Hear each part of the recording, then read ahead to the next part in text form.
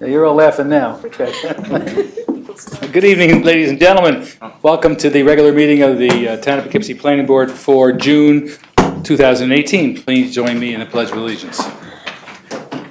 Pledge allegiance to the flag of the United States of America and to the republic for which it stands, one nation, under God, indivisible, with liberty and justice for all.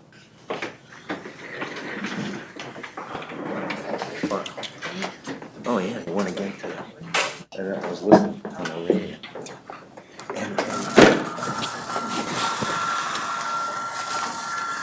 First on the agenda, I'd like to wish Ben an early happy birthday. His birthday's in another week or so. Didn't want to forget. Okay. Thank you. You're welcome. Now that I've embarrassed him sufficiently. Public hearing this evening, we have quite a few. We have 7 of them. No, we don't. We have, yeah, we do. Okay, that's a lot of public hearings for one thing. All have been properly advertised, so we're good in that direction. The first people up are the Eastdale Village, McDonald Heights Town Center, subdivision site plan and special use permit hearing for a proposed mixed-use development consisting of up to 390 residential dwelling units in apartments and townhouses, up to 124,995 square feet of commercial and non-residential uses and supporting infrastructure and amenities.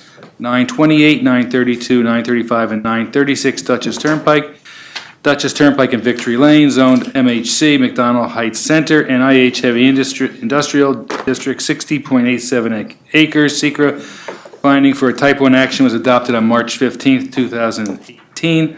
Meadowview Properties LLC, Kirchhoff Properties LLC, and Industrial Retro LLC owners. Good evening. Good evening, Mr. Chairman. Thank you, Jeff Kane with Kirchhoff Properties.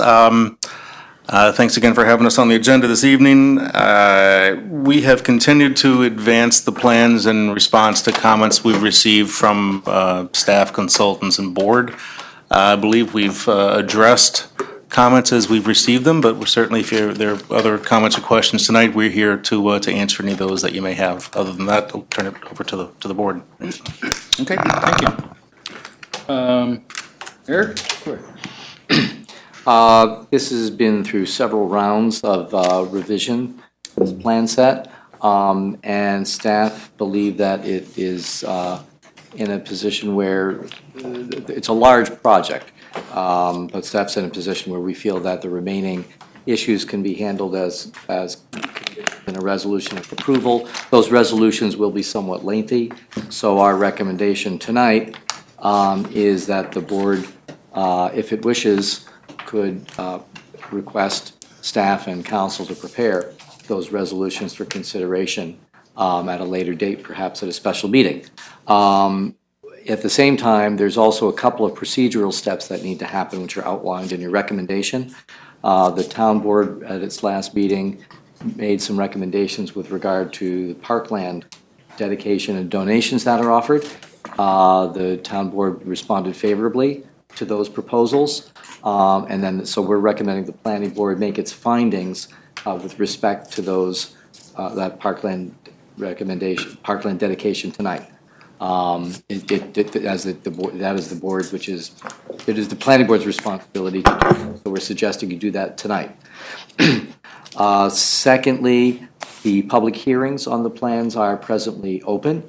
If the board feels that it is in a position to move forward with next steps on the application, then it could choose to close the public hearings in anticipation of considering action subsequently at a subsequent meeting. And that's pretty much where we are. After those resolutions, and then at the next time, the board could consider the resolutions. Okay, so the resolutions are being prepared and reviewed by council on both sides of town and the applicant. They would be. And since they're quite complex, we're going to give them some time to get that all together. Correct. Okay. Staff has, we've given you tonight kind of the procedural outline in our recommendation. There are still some conditions on the plan that remain to be worked out. We're happy to work with the applicant between now and the time of those resolutions to further reduce them if they would like to do so. Okay, thank you. Do we have a motion to open the public hearing? So moved. Been moved, do we have a second? Second. Moved and seconded, call the question, all those in favor? Aye. Opposed, motion carries 5-0. Did anyone sign up to speak at the public hearing, Carol? No? Okay, I move actually that we close the public hearing. Okay with the Second. board? Second? Second. It's been moved and seconded, we close the public hearing, all those in favor? Aye. Opposed, motion carries 5-0. Okay, let me go around the board for any comments, we'll start with Nicole. I just had a couple of questions here, and forgive me if I asked you this last time. Were you going to be putting sprinklers in the repurposed building? The repurposed building. The barn that's being turned into? Oh, the maintenance shed, that's Right. back in the corner here. That is not a sprinklered building, that is Okay. not. The intent was to sprinkler all the new structures, Okay, not so not only that. the new structures? Yes, Okay, yes. got it. Thank you. Ben? Carl? Oh, a couple things. I mean, it's good to see the parkland issue resolved. Yes. So that was one of the big outstanding things. I guess one thing I'd want to mention with the DOT, I guess you're making the lanes wide enough and working with DOT that there's no need for a bike lane, but you might consider putting paint on there, Sharrow paint. The design concept, and this is pretty consistent with comments we got from DOT during the seeker process, is that there will be the 15-foot lane, 12 and 15-foot lane, the 15-foot where there's turning. So the 15-foot lane allows that extra width for a biker as opposed to a separately striped bike lane. That's the concept that they were Yeah. looking for in this portion. So it's not separately striped, but I don't know if there's any indication to share the road, that's all I'm saying. I don't know what their typical signage is, but we'll certainly do as they want. So, Just happened to see it on traveling on vacation and reminded me of it. right. All right, You get to go on vacation.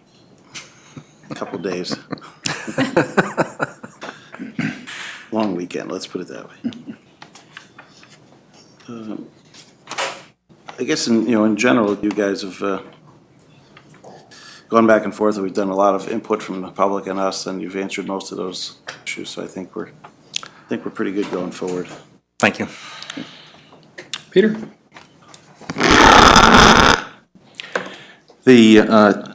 One of the staff comments referenced the usable open space. And I know you got the ODA approved by the town board. You're providing over 21 acres for parkland. You're only required to provide a little over 11 acres. But just for the record, 12 of those acres that you're providing are defined as an archaeological sensitive area. And I think just for the record, we should have something from an authoritative source that says the parkland is an acceptable use for an archaeological sensitive area. They are potentially archaeological sensitive. That's not a finding that we can get for you from the state. The state says you can't disturb area, but as a If you passive. can't, Yeah, right. if you can't, at least if we can get an opinion that just says it's okay, and there is no prohibition. I'd rather get it now than at some point in the future come back and haunt all of us. I mean, I'm just an amateur. So if you can, basically saying it's okay to use it as parkland if you don't disturb it.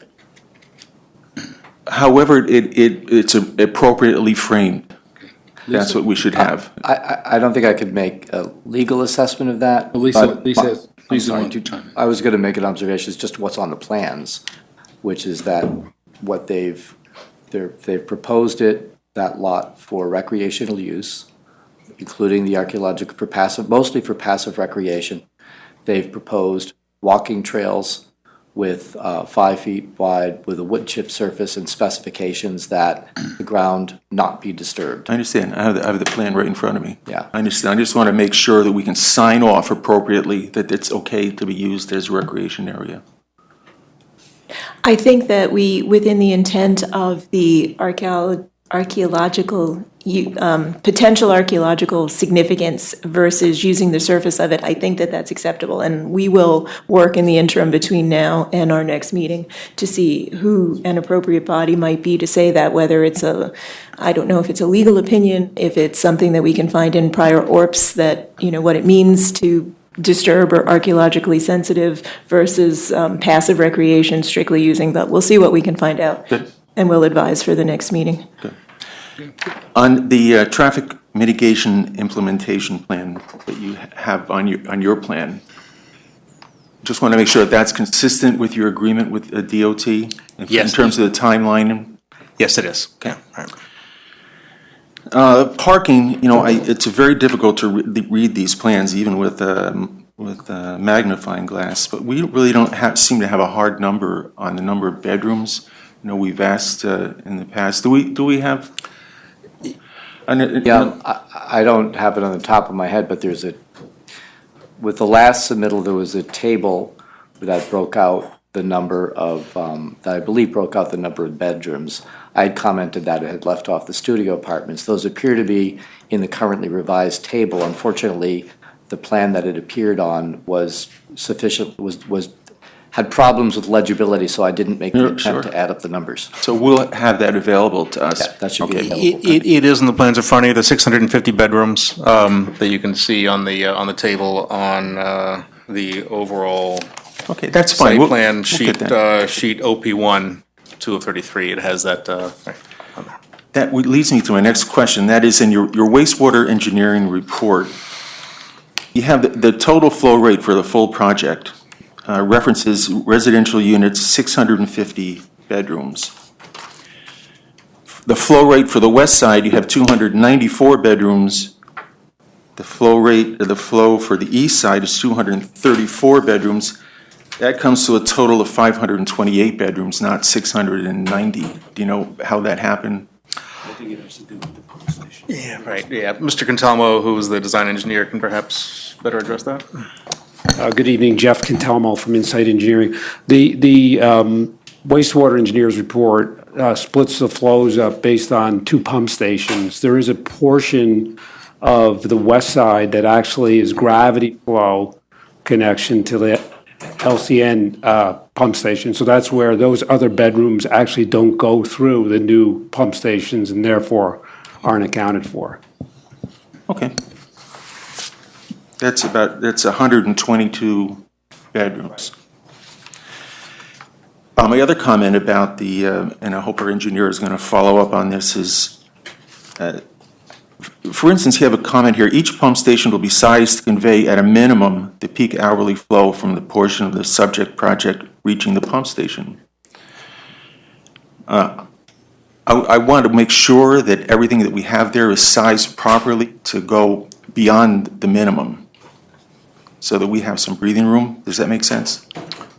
Well, I know that, the project is being reviewed by the county health department too, obviously, like by our office and the town, sewer department. So, are you asking that they go like beyond what, the regulations say, or just to provide some additional capacity, or? Just to make sure that we have breathing room.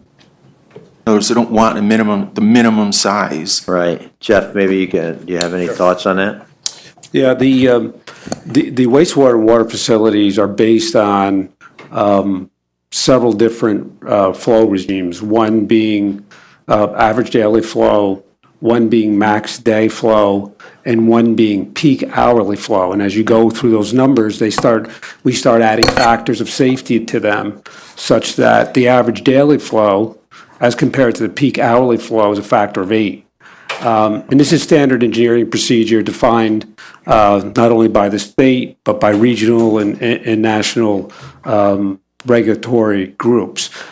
Within those numbers are factor of safety to account for variability, which we believe gives a substantial, I'll call it, breathing room within the development. Now, if we had a big vacant piece of property that maybe someday was going to join in, I think at that point, we need to dig deeper, but we're looking at a full build-out here, and we have appropriate factors of safety.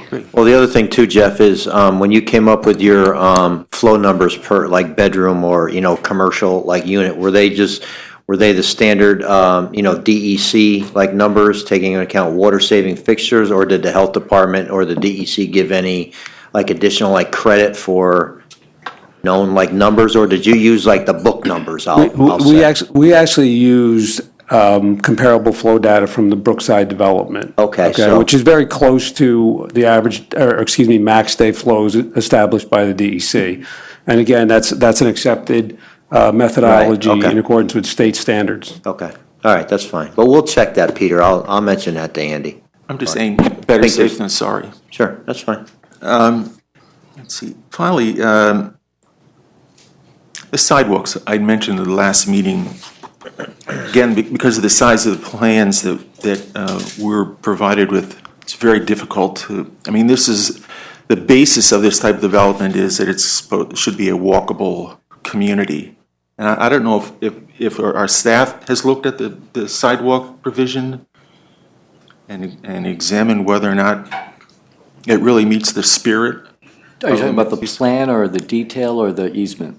I'm talking about the plan that demonstrates that this is a walkable site. In other words, there's sufficient sidewalks to encourage, say, walking from, one of the residential units to if there were a store or something on the premises, whether it encourages that type of activity. Which is the premise of this type of development. Assume that's all there.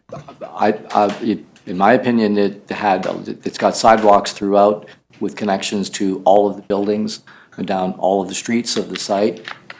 There's a pedestrian there's a signal with pedestrian actuation across Route 44 that's called for by the DOT permit standards. There's sidewalks to the businesses on the west side, including plazas. So it would seem it's the planning board's judgment in the long run that counts for that. Staff didn't find any reason to raise questions about it. The planning board is free to. Okay. The crosswalks as well are demarcated in all of the intersections internally too. So it's a very complete system, it would appear.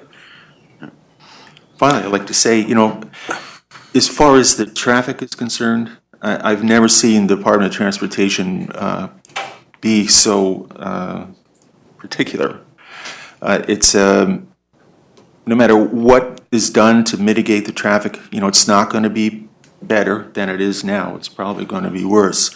Hopefully, it won't be, horrible. When you look at what the Department of Transportation is requiring you to do in terms of the installation of just about every type of technology that's available to man, hopefully this will be a happy ending for all concerned. But it certainly won't be from lack of trying on your part. Thank you. Could I just chime in quick that, I don't know if I've mentioned it before, but I had a conversation with a county DPW person. They said versus putting the loops in the road, what's coming now is a new technology is the video traffic signals so that it works for bikes, pedestrians, everybody, without having to try to detect metal. And they said it could be cheaper overall because you don't have to maintain the loops in the road. We're going with for the adaptive signal technology. There is a slightly different traffic identification device being used. It's not the standard loops in the road. It's a smaller, and they call it a puck. I don't know what it is, but it's got a DOT item number on it. Gets established as part of the hardware hung on the pole, hung on the wire, and it's supposed to be better at both identifying traffic and communicating that traffic back to the computer, so there's an interaction between all of the signals, and that's so I think we are going in that direction. Yeah, it could be what they was talking about. Because sometimes the signals can't detect motorcycles even sometimes, and it becomes an issue. One other thing, on your landscape plan, I noticed that on I think it'd be the north side along Darrow, you're using a lot of Norway spruce, which is great. It's going to provide the growth quickly, and they provide a lot of shade. From. Okay. Thank you.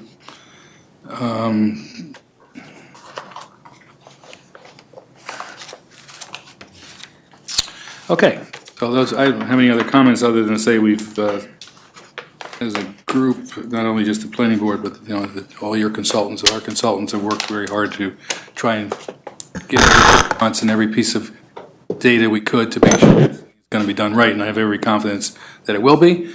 And in the end, I think I'm confident that it will work out to the benefit of the public and the people living in that area, and hopefully will spur on some more people to want to buy some parcels and do some things. I mean, that's kind of what pays a lot of the freight, too. So that said, we closed the public hearing, right? Yep. So I think we should now talk about the recreation land donation, et cetera. And I would like to just say that these councilwoman from that ward, Jessica Lopez, is very instrumental in making this work out for the residents of that ward and the town. And I think it's a very good solution to this particular subject. And so I commend the town board and she in particular for helping everyone work through this. So. Carl? All right.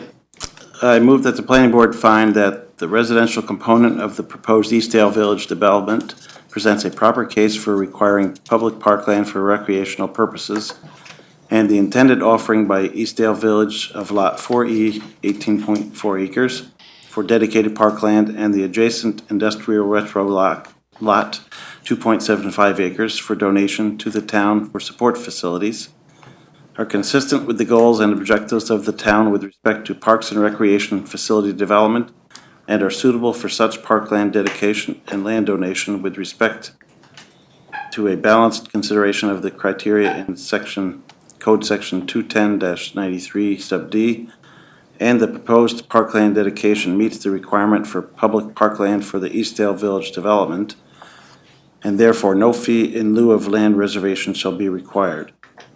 The preceding findings regarding public parkland shall be conditioned upon a written submittal by Eastdale Village MHTC, confirming its intended offer of parkland dedication and land donation inclusive of development at its own cost of parking, pavilion, water and sewer services, public bathrooms, and subsequent maintenance of the same for 10 years for a fee of $1 per year, subject to review and approval by town council.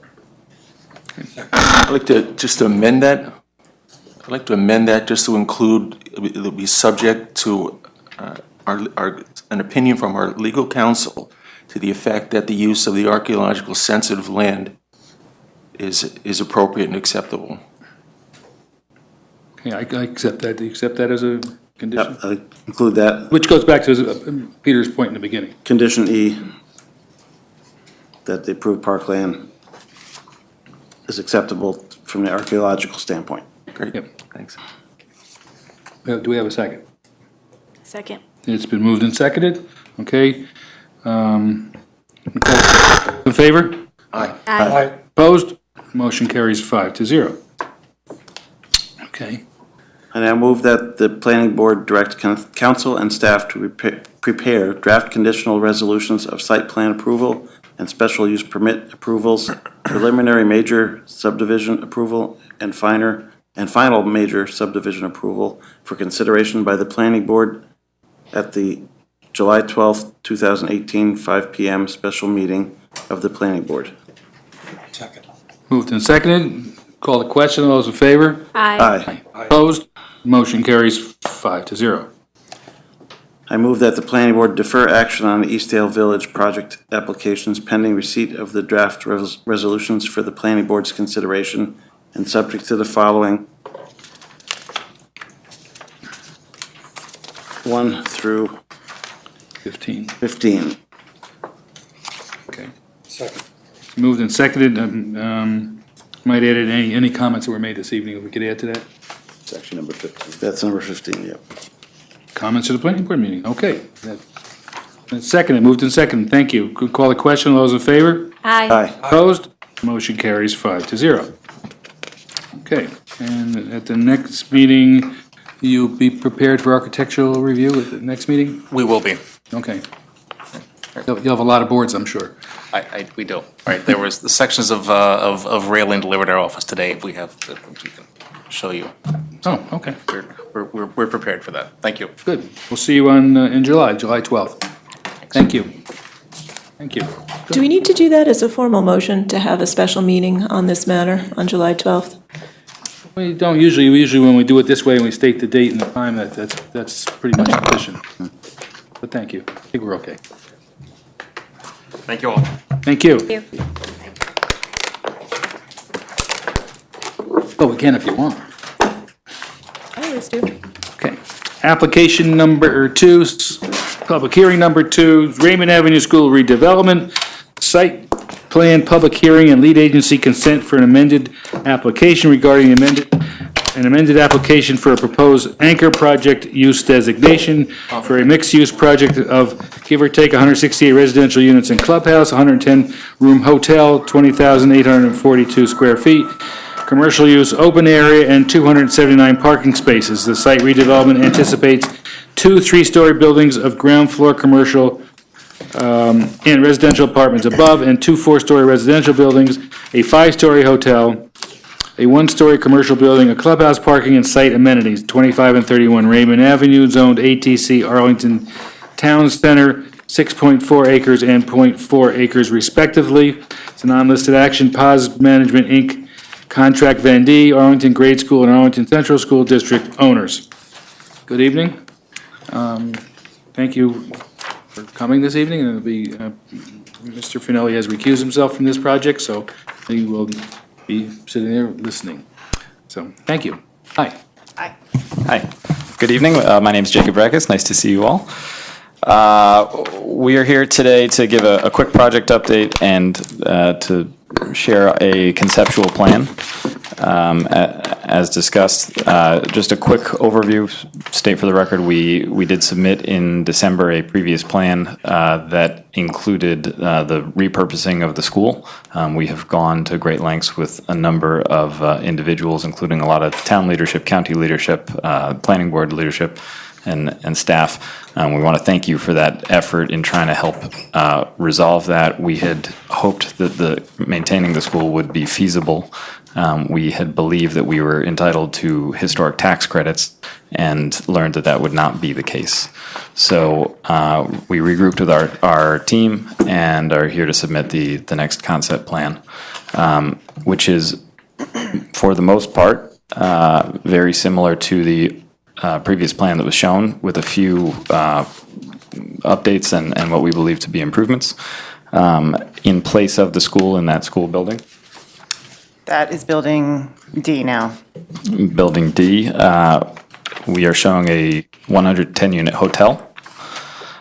Instead of one larger residential building in the back, we have moved it to 2 smaller residential buildings, 4 stories tall, with an access that is now more streamlined and straight from Raymond Avenue.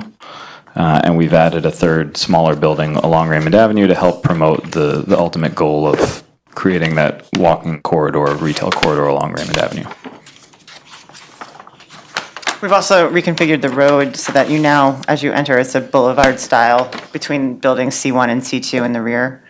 There's a clubhouse now that will offer rental amenities and will also offer the administrative offices for the site.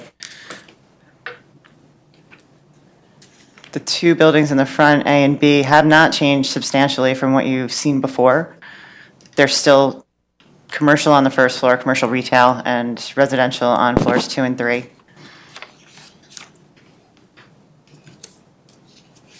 The traffic pattern is, we think it's cleaner. It goes through the site better. It provides more access around all of the buildings than what was previously submitted. And that's the major modifications Okay, from what you've previously seen. thank you.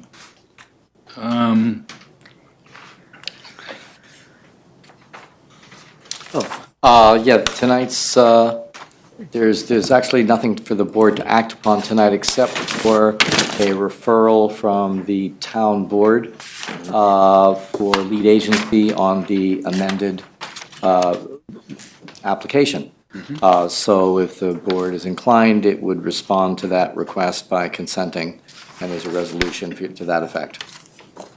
The board should also, there is an open public hearing in front of the planning board on the revised application, but until the lead agency is established, the board can't really take it up officially, so we're recommending that you adjourn the public hearing. Okay, thank you. We also will be renoticing, when we have a formal application here, we'll be renoticing for the public hearing anyway, since it's sufficiently changed. Right? We expect to have the full site plan submitted to you for, not for the July meeting, but for the August meeting. Oh. That'll be complete with the SWIP and everything. Very good. Sure. All right, so Traffic report. Two last year. Okay, so, I'll go around the, well, we'll wait, do that. So I move we adjourn site plan public hearing to July, no, make it August, third Thursday in August, quick, anybody? I think it's the 16th or 18th. August 16th. August 16th? Thank you, Carol.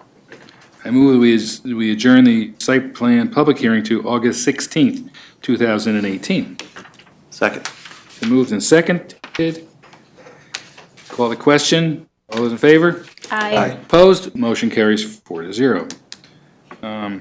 I move the planning board consent to designation of the Town of Poughkeepsie Town Board as lead agency for the coordinated secret review of the Anchor Project zoning text amendment and Arthur S. May property redevelopment, AKA Raymond Avenue School redevelopment project. Second. Been moved and seconded. Call the question. All those in favor? Aye. Opposed? Motion carries 4-0. Okay, let's go around and see if anybody has any questions for the applicant on his changes to his project. We'll make it open. You want to start, Ben, or anybody's got a question? I can start. Okay, Nicole? For the two back buildings, are you still doing parking underneath? So we did not, we pulled the parking out, so they're residential at grade and Okay. 4 stories tall. Okay. The building in the front, the one-story building, do you have something in mind for that, or you're just leaving it for one story just to get people in there? You know, that drives our hope and goal for Raymond Avenue. So right now it's, the retail market is moving, and we'd like to get to that point where we can go to market and see who that is. But our ultimate vision is to create a walkable street and to infill that entire Raymond Avenue block so that you feel like you can go and stroll around and see shops and retail. Okay. And also with that, just to stay in with like the landscaping of like Vassar College and stuff, you guys are going to come in with a landscaping plan that's nicely done, right? Yes. Okay. Lighting as well. That'll be part of the full submission set. Yeah, I mean, obviously, we just don't want to see a bunch of buildings. We want to see it nicely landscaped and kind of be in tune with Vassar College. That's important to us also. Okay, all right, great, thanks, guys. Anything else? Peter? Peter's not. Ben? I see a clubhouse here in the back, but it may be early to ask, but do you have any outdoor space planned for this development? We have an outdoor space planned for in front of building C2, so closer to, further east on the site. The area behind, well, to the south of the clubhouse that'll be green space, but it will most likely be reserved for drainage. So the remainder of the green space will be the areas to the north and west of the site. You got a pointer? Okay. Doesn't show any of that here yet, though. No, this is just a concept plan, so we're providing a full site layout in the next upcoming submission. All right. That don't work so good. Let's try this one. So this is the, right here, this portion here is a green space? That would be green space, correct? Okay. Is there any requirement for recreational? And it kind of goes up a hill there too, right? That is up, it's wooded now, so Yep. there is rock there, but I think at the top of the rock, it'll be a nice green area. Either we'll maintain trees as much as we can and provide plantings. All right. I mean, just to continue on that line, like how many apartments total are there planned then? 68, so C1 and C2 each have 68 apartments, the way it's laid out right now. I guess I'm wondering if that, warrants, like Ben said, some other outdoor structure like a playground. Yeah, so I think that's something that we're trying to work through in this full site plan submission. The number of units has gone down since the previous submission. Yeah. We have some space and some maneuverability, but we wanted to make sure that we got in front of you guys to show the big picture of where the main buildings are going first, and then we'll tweak that up. Okay, yeah, the early rough. Yeah. And you're looking to get a name brand type hotel here, right? Yes. Okay. So you get a flag, what do you call those? A flag. Yeah. Flagship. I'm sure, Vassar College will welcome that, especially graduation time. Yes. I was disappointed that it's all surface parking now versus some of the under the building parking, but I guess Nicole's comment about the one-story retail, is that driven because of the parking issues, or that it's not three-story like the others? Or just because you're trying to fit it into the? There's a width, it's not a very efficient width to put residential above it. Okay. Because we're sort of landlocked between the road and the neighboring property. Right. So we couldn't set up a double corridor set of units over there. And so we thought it would just be more simple to, again, the key was to create that walking corridor and fill that space in. Yeah, it's disappointing to lose the school, but a hotel is certainly needed, and it would not fit on the property. Right. Previously, because of the adjacent owners. I'm not seeing, at least identified yet, we had worked through an emergency access or additional access through the south side there. We actually are showing a potential location for it in the southwest corner. Have you determined the ownership of that road? There was a question. So the road appears to end on our property. From what we understand, it's because it's a school. There's no encroachment issues. It's still the school property. We've been trying to be friendly with our neighbors and trying to set up a stub to connect at this stage. Have they been cooperative? We're in discussions and trying. That's that shaded area in the southwest corner of the plans? Or? Yeah. Yeah. Okay.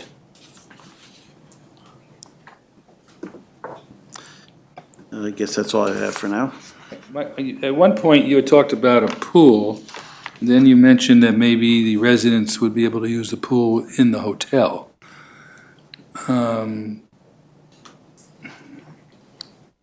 Obviously, it's too early to find out if the hotel is willing to do that or not. Are there any plans, alternate plans, that you might create a pool, if that's not the case, to create something for the residents along those lines? So that was a discussion point, and the clubhouse space ended up taking up where the pool was. As we talk to the flags and understand what needs they have, we had to come to a conclusion and ask the question, who's going to really want to be living and using in this downtown Arlington Town Center neighborhood? And the idea was people who are looking for that in-town amenitized walkable space. So when we think about the amenities, we're thinking about the gym, the common area to spend some time, and cost is a concern, so we kind of ran out of real estate, to be literal. And so the pool got pulled. Could be an indoor pool. Could be. Okay, something to think about. Yeah. I guess part of that is that, going to surface parking took up it took up a lot of space. That's right. So that's. Yeah. That's all I got right now, too, actually. So, good.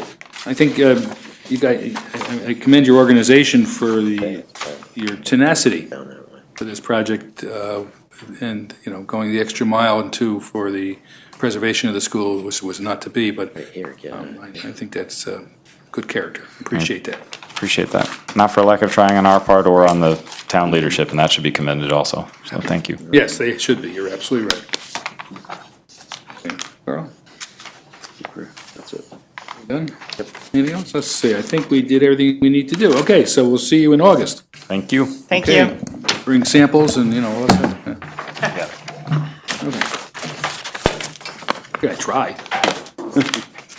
Okay, Marist College, come on down. Evening.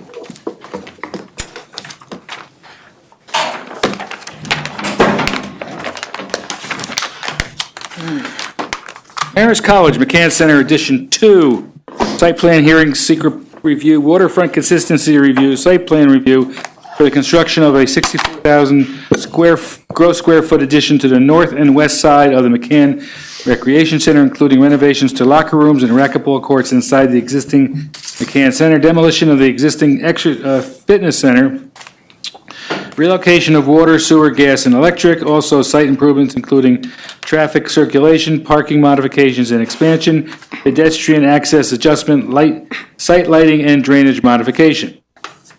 Also requires a variance from the town and easements from both the city and town of Poughkeepsie, 11 to 21 Champagne Way, 3741 Half Moon Walk, 5 Beach Drive, zoned IN Institutional District, and WD1 Waterfront District 1, 16.94 acres. It's an unlisted action, Marist College owner.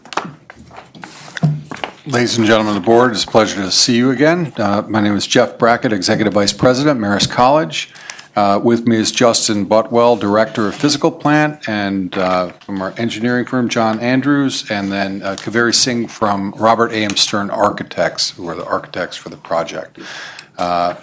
We were pleased to be able to enhance the McCann Gym. As you know, it's a very important resource, not only for the college, but also for the community, and we try to keep that at the center of our thoughts as we have worked through this design project.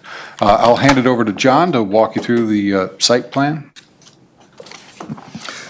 Good evening. As you all recall, my name is John Andrews. I'm with Rhodey, Soika and Andrews. We are the engineers from Marist College. I'll try to be brief. I think you're familiar with what we're doing. This building here is the existing McCann Center. This back portion here is what we consider addition number 1 that was added for basketball some years ago. This dashed line right here is the existing fitness center. As some of you may know, and Mr. Whitehead asked about it today, that is a structurally compromised building. The building is starting to sink. It's sinking because it has some foundation issues, because there is some deep underlying organic soils that have caused it to settle over time.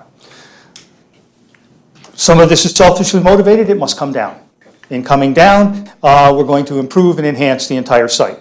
We are going to address the structural deficiencies. We have a rather complicated, much to the chagrin of Marist College, foundation system to overcome the deep organic soils, but we will resolve that. To that end, we are then going to extend the addition around the north side of the McCann Center and down. It will enable us to create an enhanced lobby, create an enhanced entry to the McCann Arena itself, provide us upgraded Division I athlete training facilities, and also to offer an expanded array of facilities for our on-campus students. Since, as Dr. Brackett said, this is a very key component to the campus, one of the things we had talked about last time is connectivity with the campus to the bulk of the campus to the north. We worked with staff. We've kind of straightened this out. We're coming down the hill to a focal point. We've widened the sidewalk to 10.5 feet all the way down, and it goes right into the front of the McCann Center. The architects have enhanced the plaza in the front, so we now have a very well-defined focal point. Another feature that's changed since last time, we made some modifications along this westerly side. We needed some enhanced fire protection access, some other things. So we've kind of created a walkable space there along the west side, which will double as fire department access. As a consequence of that, we had to kind of move around the parking lot. So we shifted the parking lot slightly to the west, not a lot, but enough so that we could get everything to work. We do need a variance. The property line here to the south is somewhat sawtooth. At one point, it gets very close. It gets 14.6 feet. at this property corner. We have made application to the ZBA. We believe we are all set for the July 9th meeting to undertake that. They obviously can't make a determination until you, lead agency, make your secret determination. There is the easement component. For a number of years, Marist, if you're familiar, to the west of us, a lot of people think it's just Metro North, but the town and the city own intervening properties before you get to Metro North Railroad. Those properties are associated with the wastewater treatment facility.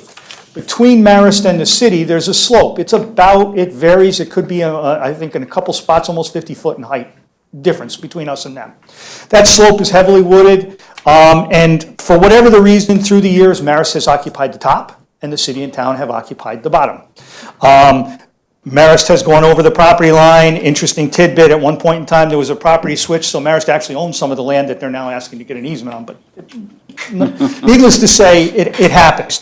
So what we did in taking a look at this said, this is our last bite at the apple. What we would like to do is legalize these encroachments and seek what is in effect a license agreement from the city and a license agreement from the joint city-town to solidify our occupancy. Doesn't change anything, the slope stays. All we're doing is legalizing what's existed for years. The descriptions have been prepared. We've had preliminary discussions with the town board, one of the councilmen. We've had preliminary discussions with corporate counsel from the city of Poughkeepsie. Once you folks were satisfied and we're prepared to move ahead, we are prepared to move that ahead. We have the descriptions written. We have the easement documents in process as we speak, and we expect to wrap that up. Nobody's given us any red flags, so we think we're in pretty good shape. But that will be taken care of here. The easement is taken care of. We have received your comments. Most of your comments are legitimate. A lot of them deal with fine tuning and adjustments. We have no issues with them. Pete's comments with regards to the SWIP, et cetera. The only thing that's unusual here, and I think we said it last time and I have to reiterate it, is that in order to demolish the existing fitness center, we literally have to move every utility that services the south end. The water line actually physically runs through the fitness center. How it does that? Before my time. The main electric line for the entire south end, serving Leo, Sheehan, and Byrne at the top of the hill, as well as this facility, runs one way through the building and then runs back out through the building yet again to go north. The gas line goes through a portion of the future footprint. There's a small sanitary line that has to be dealt with. So the key component here is, and it's going to be an early start, is we would like to relocate all those utilities now, while the students aren't there. Do what we have to do. We're moving them outside the footprint. I think staff has looked at them, water's looked at them, everybody's looked at them. Everybody's pretty comfortable with it. We have a meeting next week to solidify some of those things. But what we will end up with is the proper design. We'll end up with a water line outside the building. We'll end up with a nice new electric system that supplies the entire south end of the campus with some redundancy and some protections built in. We'll have a new gas line and some revised sewer. So other than that, it's pretty much as you said before, and we think the comments that remain very easy to adjust and respond to. Thank you. Don't know why you would want to do all that. To work, it works, right? You could just lay awake at night thinking about what's going to happen. Yeah, good idea. That's very good. Makes a lot of sense. Okay. So that was fairly straightforward, right? So as you've heard, the applicant has made some progress. I know that this is probably only the second time you're reviewing the plans, but they did take the time to address comments previously received, and staff would recommend moving towards a conditional approval. Right now, we'd be looking to open the public hearing, hear any public comments. We would need to conduct seeker review. This is an unlisted action per an uncoordinated, a coordinated review. And this action also takes place in the LWRP, so any projects to occur in the waterfront revitalization area are subject to a coastal consistency review by the planning board, also conducting site plan review. And if you're moving through a conditional approval, I just want to make mention that the applicant is prepared this evening to go through and conduct or be heard for architectural review. Supplements to your packets this evening that were just distributed are a planting plan or landscaping plan. John may be able to talk through that a little bit further if you have any questions. Also, there were renderings provided and elevations for the architectural review. I won't bore you. I don't know enough about landscape to tell you, but I think all of you have been on the Marist College campus. The landscape architect that we use and employ on each of our projects has been with us for quite a while. And what he does is mimic and enhance the look of the balance of the college with each new facility. So I think what you're going to see here is an improved parking lot, some trees and landscaped islands, a lot of plantings and foundation plantings around the building. And it's going to look, forgive me because I think we're pretty proud of it, it's going to look like the rest of campus. And it's going to be landscaped in a very similar manner. So I don't think there's any real issues here. And we believe, and once Kaveri goes through it, that the facade is an enhancement to this end of campus, and it serves as the proper bookend to anchor that south end. So I think that, coupled with the landscaping, you should be pleased with it. If history serves as a lesson, you're probably right, so we'll go through this. Okay, I think we should open a public hearing. How's that? I move that the planning board open the public hearing. Second. Moved in second, we open a public hearing. All those in favor? Aye. Aye. Opposed? Motion carries 5-0. Anyone sign up, Carol? No?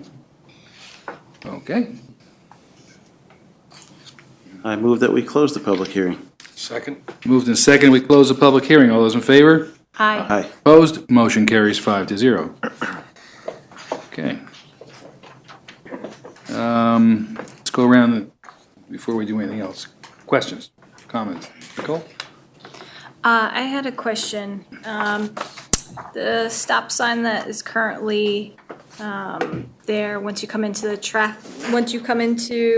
the parking lot, are you putting any other stop signs in? Is that going to be the only one coming into the parking lot going towards McCann Center? I think once we get the traffic flow organized, because the current parking lot is a free flow disaster. Right. And if you looked at this, we've kind of made some modifications. I think we will probably end up putting a couple, but I can't be certain where we're going to put them. It's going to depend a little bit on once we get this in place. But I think right now we'll probably have an initial stop and then go from there.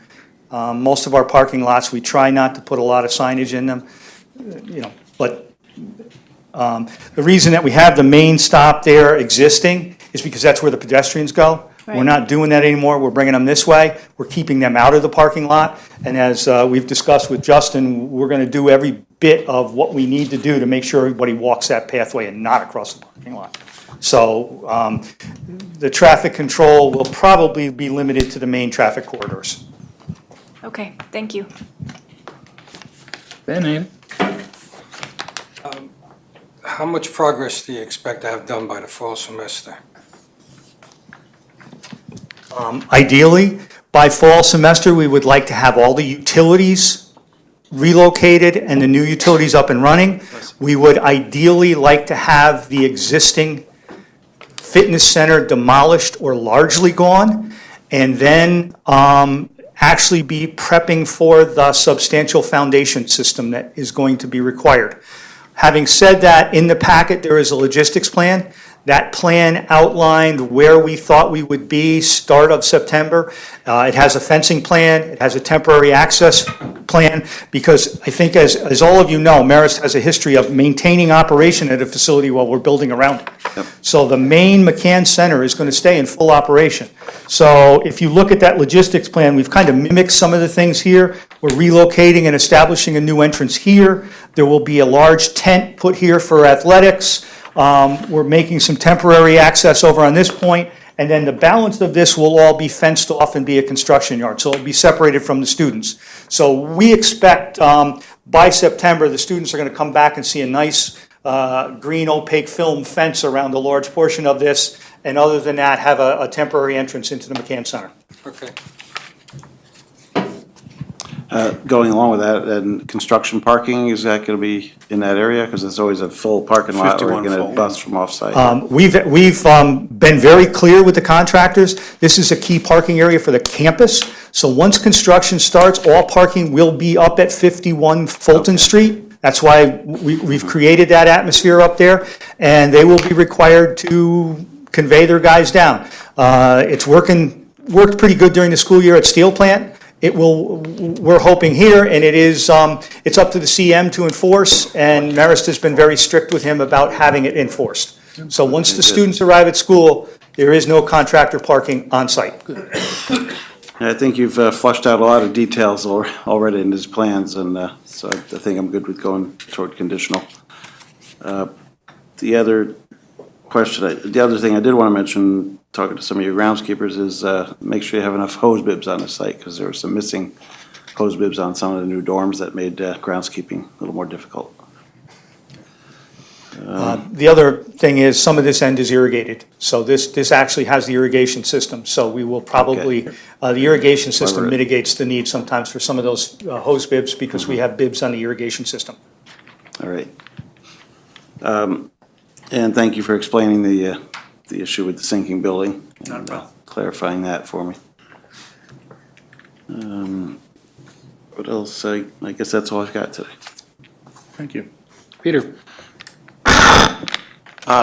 There's a lot of heavy lifting here, but everything that you've done since I've been on the board, everything you've done has really been extraordinary and has been a real asset to our community. So keep up the good work. Thank you. And good luck. Very much. Comments? Thank you, Peter. No, Andy had a comment letter June 13th, and as John said, they were basically, minor technical items that, they're working through. And, John, the one thing that Andy did mention to me was the issue, not the issue, but the dumpster location and, the access to it was a little bit awkward maybe, but maybe you could just, explain that quick. We put the dumpster where Marist's folks told us to put it. Oh, come on now, don't blame me. No, I'm not blaming, I'm not blaming anyone, but the refuse enclosure is back here. That's nice, your clients are here and you're blaming them. No, I'm not pointing the finger. I was told to put it where. I'm Because I didn't. I'm not the only one that does that. Good. I did it on the last, I didn't listen to them on the last job, and it cost me. So we listened to them on it. But it is back here, and it is, you do come in and get to there. It's kind of tough to get out. Yeah. But it kind of mimics the current motion, because they do the same thing. They pull in and they back up. Back out, okay. So we will take a second look at it. I did get Andy's comments. Yeah. We tried moving it, but the more we move it, the more visible it becomes. Right, no, the more it's- it starts to intrude into some of the fire protection issues Yeah. and some of the other things. And then when they empty out these buildings, they exit the building here with most of their trash, the back corner here. And then this building, they're not quite shown on here yet. We've added some pedestrian doors, so the cleaning staff will exit there. So you gotta keep it We got to keep it where it's close to convenient. where, the operations happen. Other than that, it tends to be a bit of a problem for this gentleman, and he doesn't like it when it happens. So, but I did hear the comment, and we will do what we can. We're looking at seeing if we can It's change it. Not If we can- major, it's not major. Yep. That, John, thanks. Listen, if that's what Justin wants, that's what it should be. Okay. Get what I want. What Not always. What color enclosure would you like? Is it red, like Red Fox, with an M on it? No. It Okay, is- yes. It is Marist Stone, actually, if you John, have you laid out sufficient space for materials storage so we don't run into any problems with off-site storage? The construction managers assisted us in selecting the area, so a portion of this parking lot down here will be material storage, but as we've done elsewhere, we use 51 Fulton Street, and they have to truck it down when it's ready, because we use that warehouse facility. So between the two areas, we've been assured that the fenced area is sufficient for them to construct this building. I'm not sure they're ready for that. I think they are. One question I noticed on the planting plan that was submitted tonight, there's the area in front of the building where it's just labeled bioretention. There's nothing indicated there, but I assume there'll be some. If you've been on Marist, their bioretention areas are better than most people's gardens. Yeah. But preliminarily, we're keeping this one kind of simple until we understand where they want to go with it, because there was some thought about putting some flagpoles around it and dressing it up a little bit more, since it is such a key central location. But I'm sure it will get full treatment. Right now, it's just showing the minimum required for a bioretention area. But between now and the end of the project, I'm sure it will grow and evolve. Thank you. And John, you're planning on submitting a full landscaping plan sheet for your plan set? That it will be incorporated in our plan set. I didn't want to bring that tonight, I just wanted to bring these that we. Right, so staff can also take a look at that. Exactly. What I was planning on doing, if you want, I could submit them early next week or tomorrow perhaps. But I figured in looking at some of the comments, it would probably be better for me to advance the plans and submit them all at once so you can see them all in context. That would be great, thank you. You're welcome.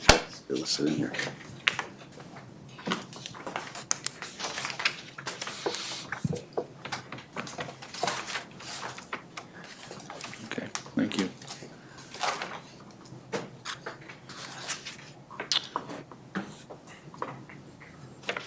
Okay, any other questions, comments, concerns? So I move the planning board hereby determine the Marist McCann Center Edition 2 site plan would not have any significant adverse effect on the environment, and no environmental impact statement will be required for the reasons set forth in the secret negative declaration for non-listed action dated June 21st, 2018.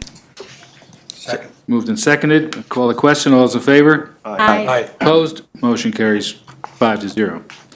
I move the planning board determine that the Marist McCann Center Edition 2 site plan amendment is consistent with the Town of Poughkeepsie approved local waterfront revitalization program. Second.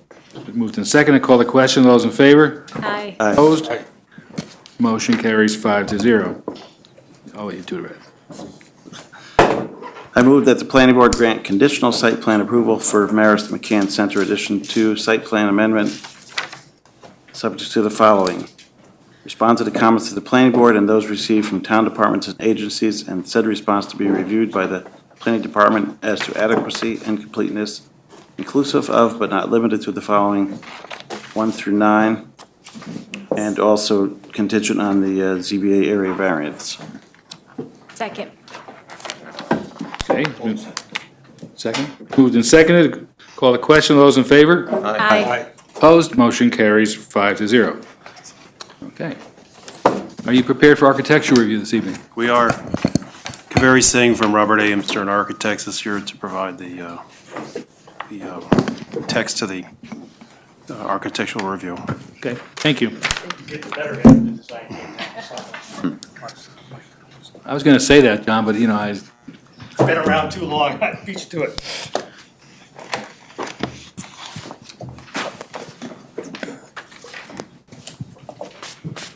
Good evening, ladies and gentlemen of the board. My name is Kaveri Singh. I'm from Robert A. M. Stern Architects in New York City, and I'm pleased to be presenting the architectural review of the new McCann Center Edition this evening. As John mentioned, the building that we are replacing is gradually descending into the earth. So time is of the essence in starting the design process for the project. What you see here on this board is the 1977 original building that we are very simply wrapping around with the L-shaped massing of the addition. The new addition is about 60,000 gross square feet. And really the intent here is to create a new face and a new front door to the McCann Center. The interior of the building, which I won't dwell on too much, is largely comprised of fitness and weight room spaces, as well as practice courts. So we've got a weight room on the ground floor, some basketball courts, and another half basketball, full volleyball court. The building is a one-story building with some mezzanine spaces on the upper level, again, an enlarged fitness center for the broader community, a running track for the community as well, and some multi-purpose rooms for yoga and dance and other fitness type of classes. Can I ask how long the running track is? I do not know the answer to that, actually. Full 200 meter or 100 meter? It's not meant for competitive use. Okay. It is It's not a basically competition just for track. recreational use for people. Students, when the weather's cold, a lot of students want that internal experience. Yeah, just keep. Right, and there's more visual interest than walking on a treadmill. The new front door to this building is on the north side, and as shown here, we are using, the addition is contemporary in its architectural style, while still using the material palette, which is prevalent on the Marist campus, with the granite, brick, exposed precast concrete, which mimics natural limestone, and we have a lot of glazing to allow natural light and make this a space that a building that will draw people in. As we wrap the corner to the west side of the building, we transition to a material palette of simple brick, and on the south elevation, the brick completes the material palette as you progress.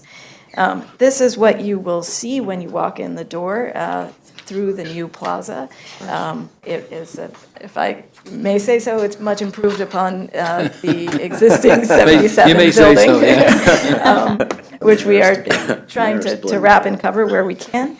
And finally, here's a board of the materials palette, which I'm sure you're familiar with from previous presentations.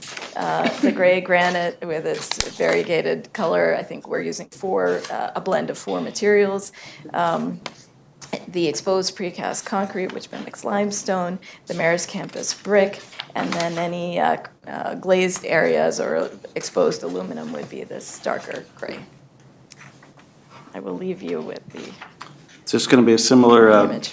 hanging panel structure as the dorms were, or something In different for the portions. stonework? So where we are using precast concrete, the panels will be prefabricated and hung on site. The curtain wall will be similar, and the brick areas will be hand laid, similar to what's the construction at the steel plant right now. Any other questions or comments, or, I like it myself. Certainly gonna, Similar to the library, actually. yeah, well, Carl pointed out that it's called the Marist Blend Granite, right? Right. That palette on the. Got your own version of architectural granite at this point. That's right. Trademarked and copyrighted. So it's good. It brings it into conformance with other buildings on campus, and looks nice. There's a big chunk of campus to bring into the same palette and look as the rest of us. That's quite a milestone, I think, to accomplish this. I mean, what? It is. It's very, very much, our thinking on this was to, as John mentioned, bookend the campus. This is obviously a very important part of campus for the community as well, so we wanted to make sure it was of a piece with the rest of the campus. But you should feel differently walking into the gym than you do the Hancock Center. So we want the same materials, but a different architectural palette to signal the use of the building, as it were. Okay, thank you. Any other comments, anybody?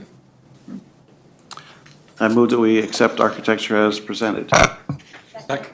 Moved and seconded, we accept the architecture as presented and the sample boards will leave for staff. So, all those in favor? Aye. Opposed? Motion carries 5-0. Thank you. You're on your way. Thank you. Thank you very much. Okay.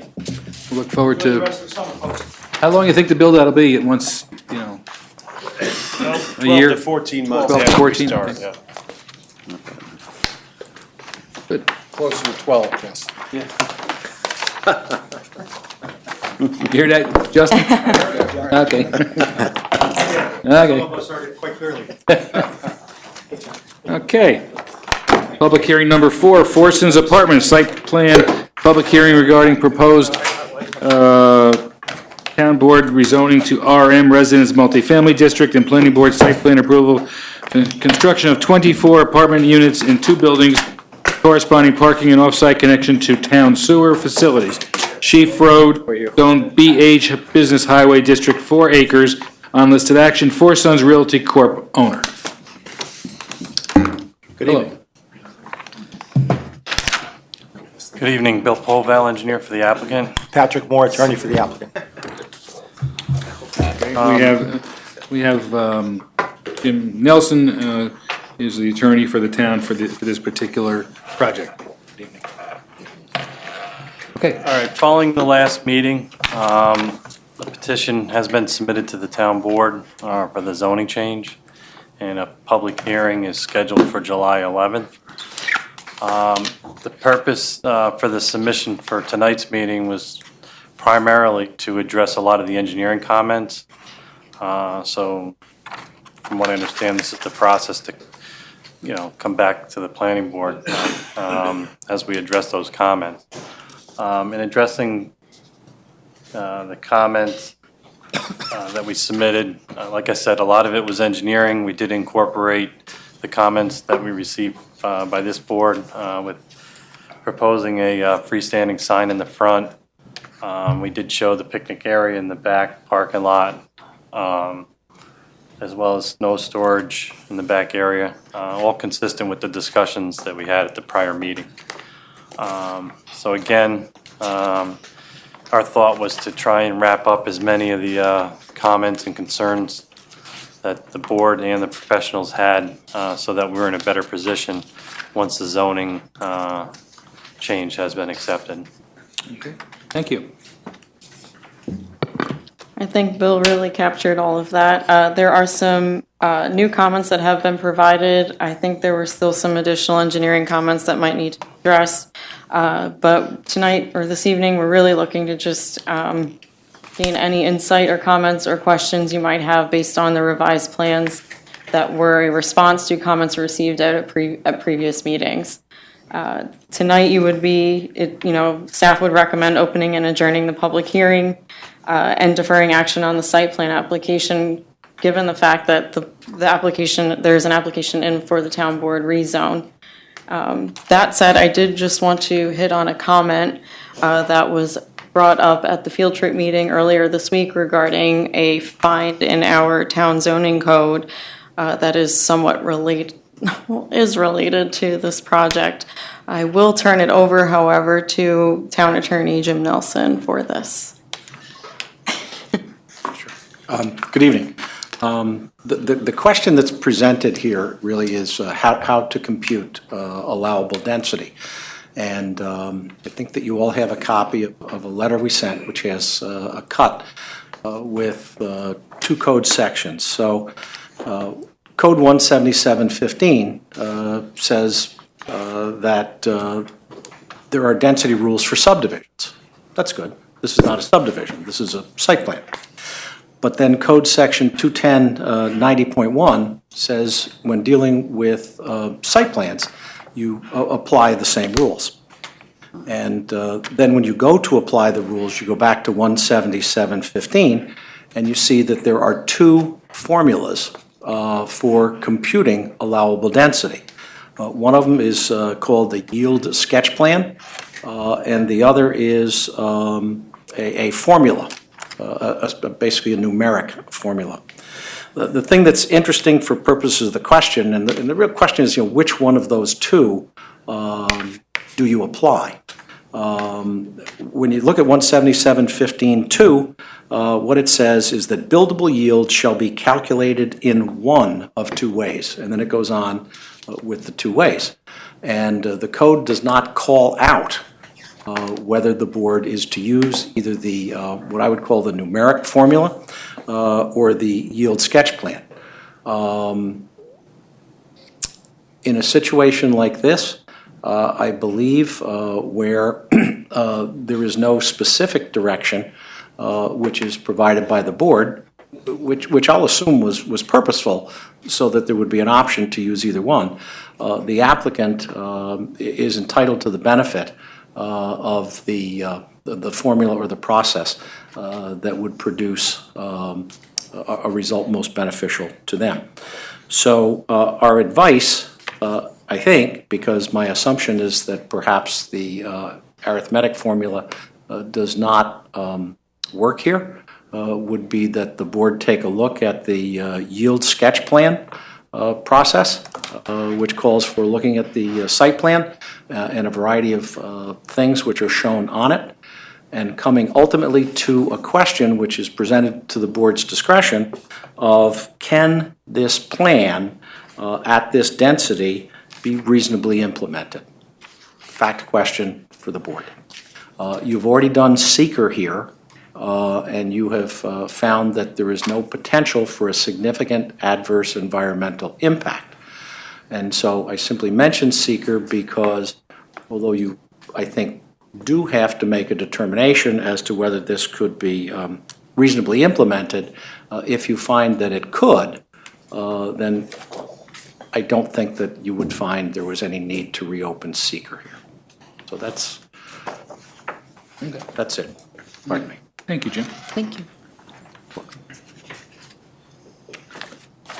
So any comments from the board on that? I know, Peter, you brought this up, so if that makes sense to you. It just really got my attention a couple of days ago. There you go. I think I would like to take some time to revisit it, and just to be certain in my own mind. Okay, well, I think that's perfectly legitimate, since we're going to be deferring this based on, does it affect the? Yeah, it's not really a decision we have to make tonight. Tonight, it doesn't affect the town board doing a rezoning or not, correct? Right, correct. So that gives us some time to review it and look at the two different methods for calculating it. Hopefully the applicant can look at both and, tell us his thoughts.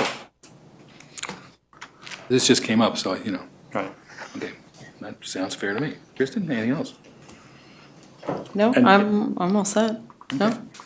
No, I was just going to say, and if there were any further questions, from board members or staff, I'd be happy to chat with you. We know that. That's a, you're very accessible. Be quieter, yes. No, you're very accessible. That's very positive. Peter, anything on you? No, I mean, we've been working with, Bill's office, and I think we're down to, minor details on some water and sewer, minor comments on, the SWIP. So I think they're very easily, resolved. So we'll continue, to work with them, and we don't see anything that's anything, major here, so. Okay. Let me move along. Let's say I move the planning board open the public hearing. Let's do that. Second. Moved in second, and we open a public hearing. All those in favor? Aye. Opposed? Motion carries 5-0. Anybody sign up, Carol? Anyone in the audience care to comment on this application? Okay, so I move the planning board adjourn the public hearing to July 19th. That be fine with the applicant? That work for you? July? Bill, does that work for you? Yes. Okay. Okay, 19th, 2018. Second. Moved and seconded. Call the question. All those in favor? Aye. Aye. Opposed? Motion carries. Okay, go around the board for further questions. Okay, we start with Carl this time. Going forward, you've enhanced the plan with the grill area, the monument sign, and you've satisfied our environmental consultant for the force main going underneath there. So that's good things. We've got a lot of progress going with this plan.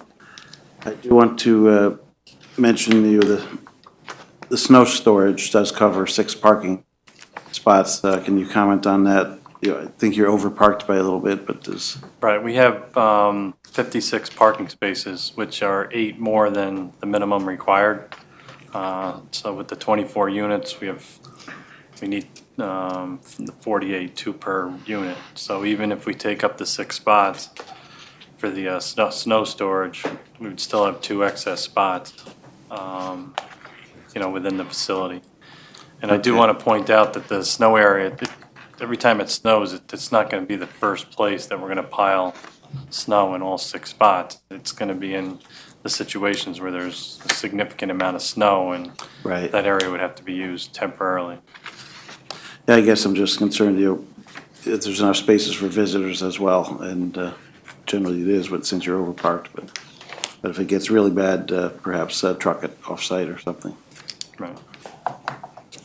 And I believe the two-space minimum does account for some excess or visitor parking, being that not everybody has two vehicles, although, many will.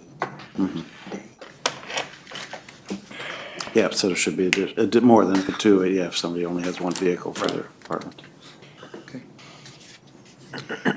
Did you come up with a name for the project? Not at this time. Okay, just curious. Okay. Peter? You were going to provide a design detail for the retaining walls. Have you done that? We did provide details on the plan. That's terrific. Under our engineering comments, documentation from NISDEC indicating approval of the proposed forest main installation beneath the Catskill Creek should be provided. I think that should be a condition of approval. Do you have any paperwork from them? Have you been in communication with them? Not at this point. We just finished or nearing completion of the force main design, so we're at a point now where we can make that submission to DEC for their acceptance. But can we note that that should be a condition of approval? That some documentation from NISDEC? I think we had that down there, Peter. Didn't it say that? This could be. It says could be considered. Oh, I see. Okay, could be. I want to change it from Okay. could Got to it. should. Got it. Yep. That's all I have. Thank you. Nicole? Yes, how many freestanding signs do you have?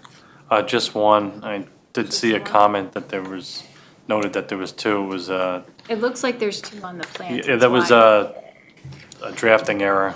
Okay. Where one label got printed from Okay, and I just wanted to reiterate kind of what Arlington Fire already said, that buildings need to be numbered and apartments need to be numbered, and there has to be a street name for emergencies.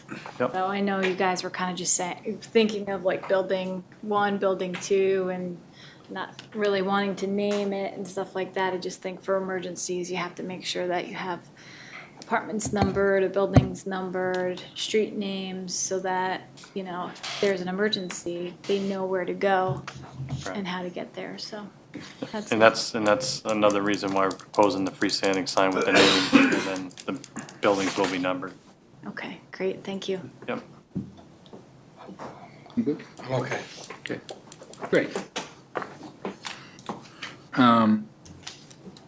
Well, I move that the planning board defer action on the site plan application pending a revised submittal and subject to the following: respond in comments of the planning board and those received from town departments and agencies, and said responses to be reviewed by the planning department as to adequacy and completeness, inclusive of, but not limited to the following: 1 through 7, and 8 comments tonight. Second. Peter had his specific condition. Oh, That's right, Peter. Oh. Review the, It was condition approval for water main underneath the creek.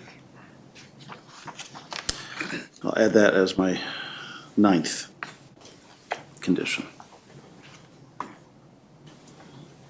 okay. Is there a second? Second. Moved and seconded.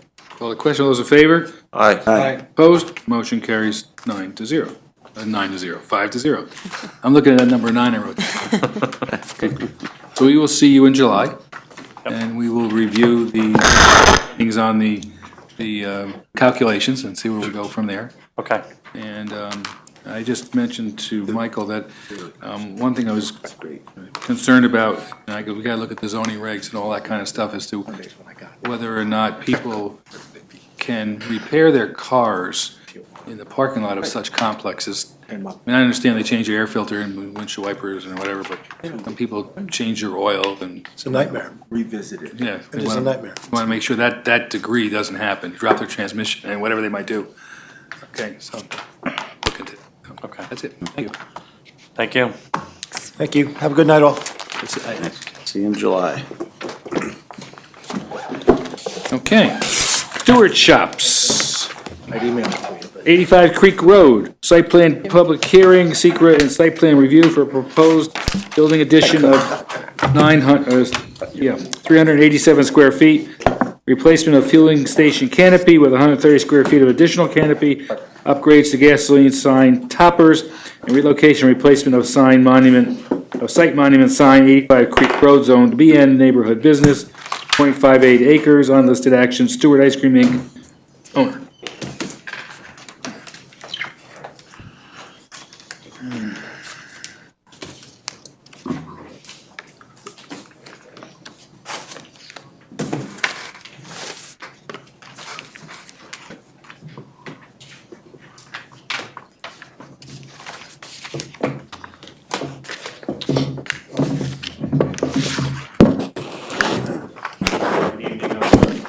Good evening, I'm Chuck Marshall from Stewart Shops. Stemming from last month's meeting, we prepared the modifications that were requested by staff. I do have some photos and materials both to go over for the site plan and then subsequently the architecture. I'll distribute them now. This is an example of the 5-pond for the canopy and a photo.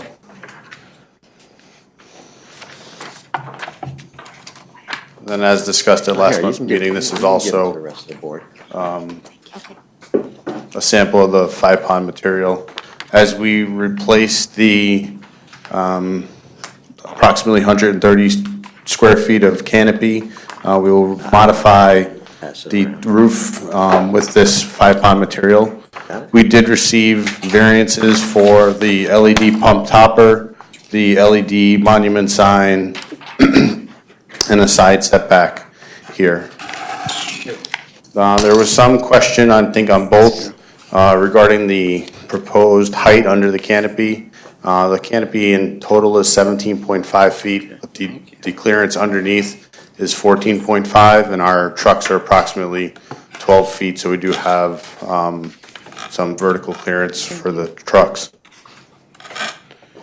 We did propose the canopy wrap in brick.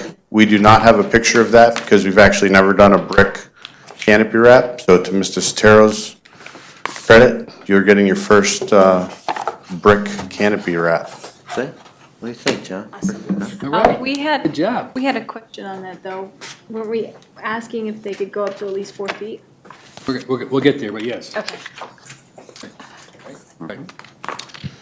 And then finally, the only, what I would call the remaining piece was the, from last month's meeting, was the configuration for routing of vehicles, both deliveries, fire access, and then the dumpster. We did move the dumpster out of the corner to make it more easily accessible. That, for both this application and the subsequent, we failed to identify the dumpster location or the dumpster material. I acknowledge that in my response letter, but we will make a masonry compliant enclosure for both sites. Great. Okay, thank you. Okay. I'm just gonna pass this on. Kristen, who's got it? Kristen? I'm good. You're good? You're good? You want to? Oh, good. All right, then I'll pass one back. Get added to your collection. I'm good. Those are for your. Yeah. Thank you, Carol. Add them on to it. So planning staff just had some outstanding comments. The applicant would be in this evening for the opening and possibly closing of a public hearing.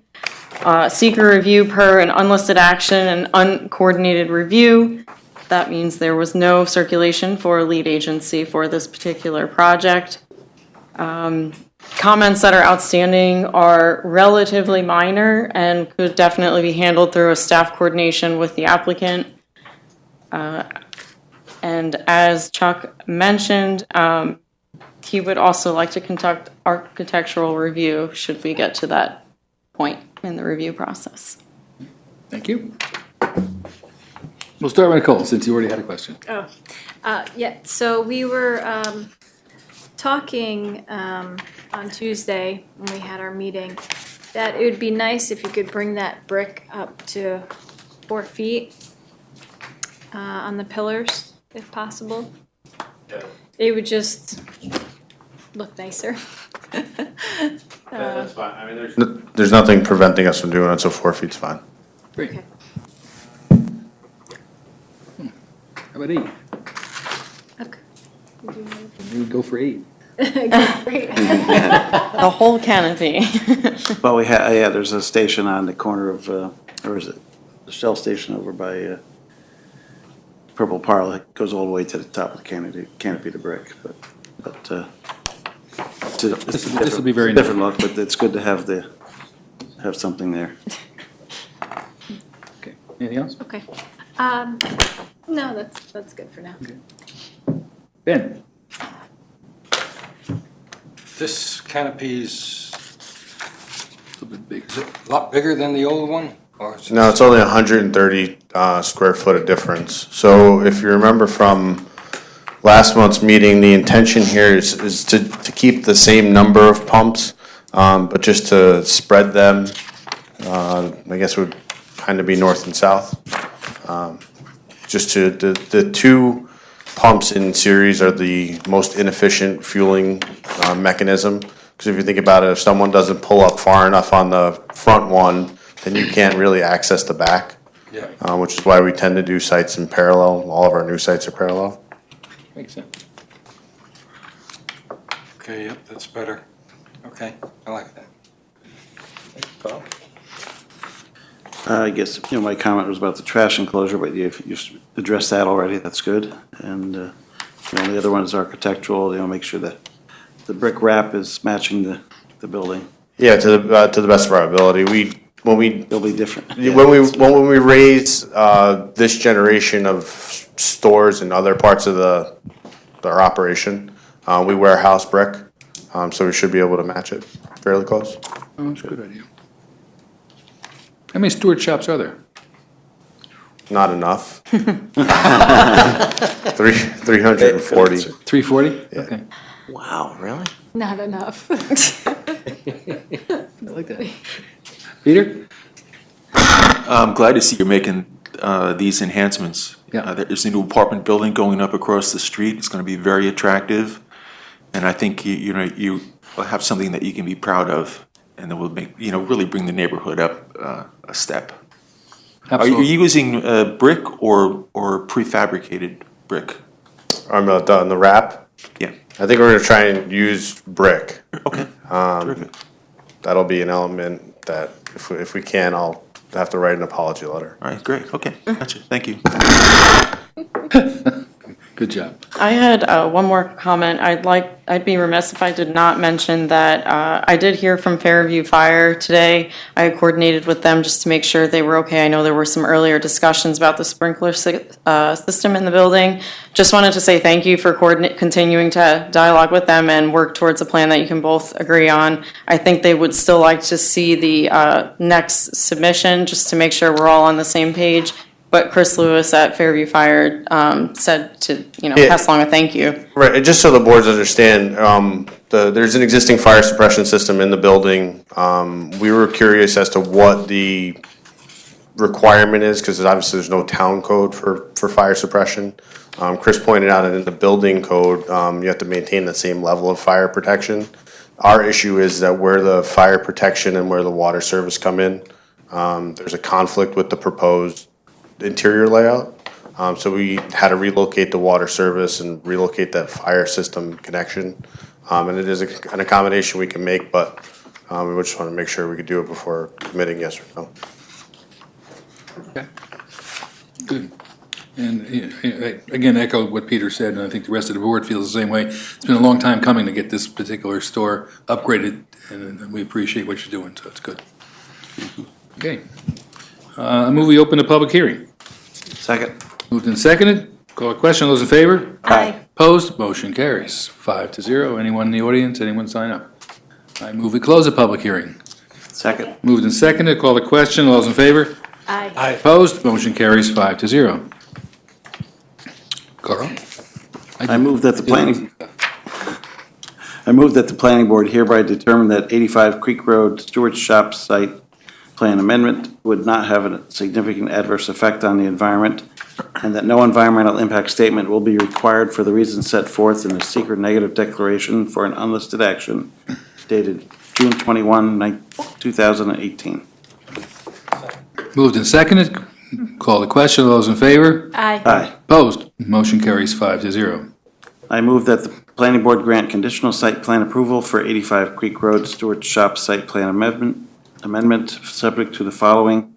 Respond to comments of the planning board and those received from town departments and agencies, and said response to be reviewed by the planning department as to adequacy and completeness, inclusive of but not limited to the following 1 through 8. Second. Okay, moved and seconded. Call the question. All those in favor? Aye. Aye. Opposed? Motion carries 5-0. Would you like to do architectural review? I would love to. Okay. Very nice. Thank you very much. We're proposing to keep the elevations exactly the same as originally, or as they currently sit. The only architectural or true architectural modifications would be the canopy, which we've already discussed, and the monument sign, which is compliant with the code. And you're going to do the brick 4 feet. And the brick 4 feet up on the column wrap as previously discussed. And an attempt to do actual brick. Okay. Works for me. Anybody have questions, comments? No. Looks good. Okay. Yep. I move we accept architecture as presented. Second. Been moved and seconded. We accept the architecture as presented. All those in favor? Aye. Opposed? Motion carries 5-0. You gonna have gas station TV on top of each pump? No. You guys seen it? That's Speedway. Couple Speedways. Is that Speedway? Okay. Yeah. Yep, they added that in. It's this concerning. Just when it gets interesting, it stops. I know, it's kind of creepy. Come on.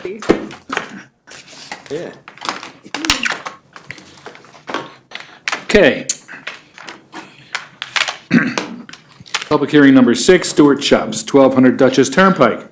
Site plan public hearing and site plan review for a proposed addition of an exterior freezer and patio area, upgrades to fueling station sign toppers, improvements to an existing storage shed, and an addition of 1 parking space. 1200 Dutchess Turnpike, Zone BN, Neighborhood Business, 0.72 acres, Type 2 action. Stewart's Ice Cream Company, Inc., owner. Good evening, I'm Chuck Marshall from Stewart Shops. Your twin brother was just here. Right, same shirt.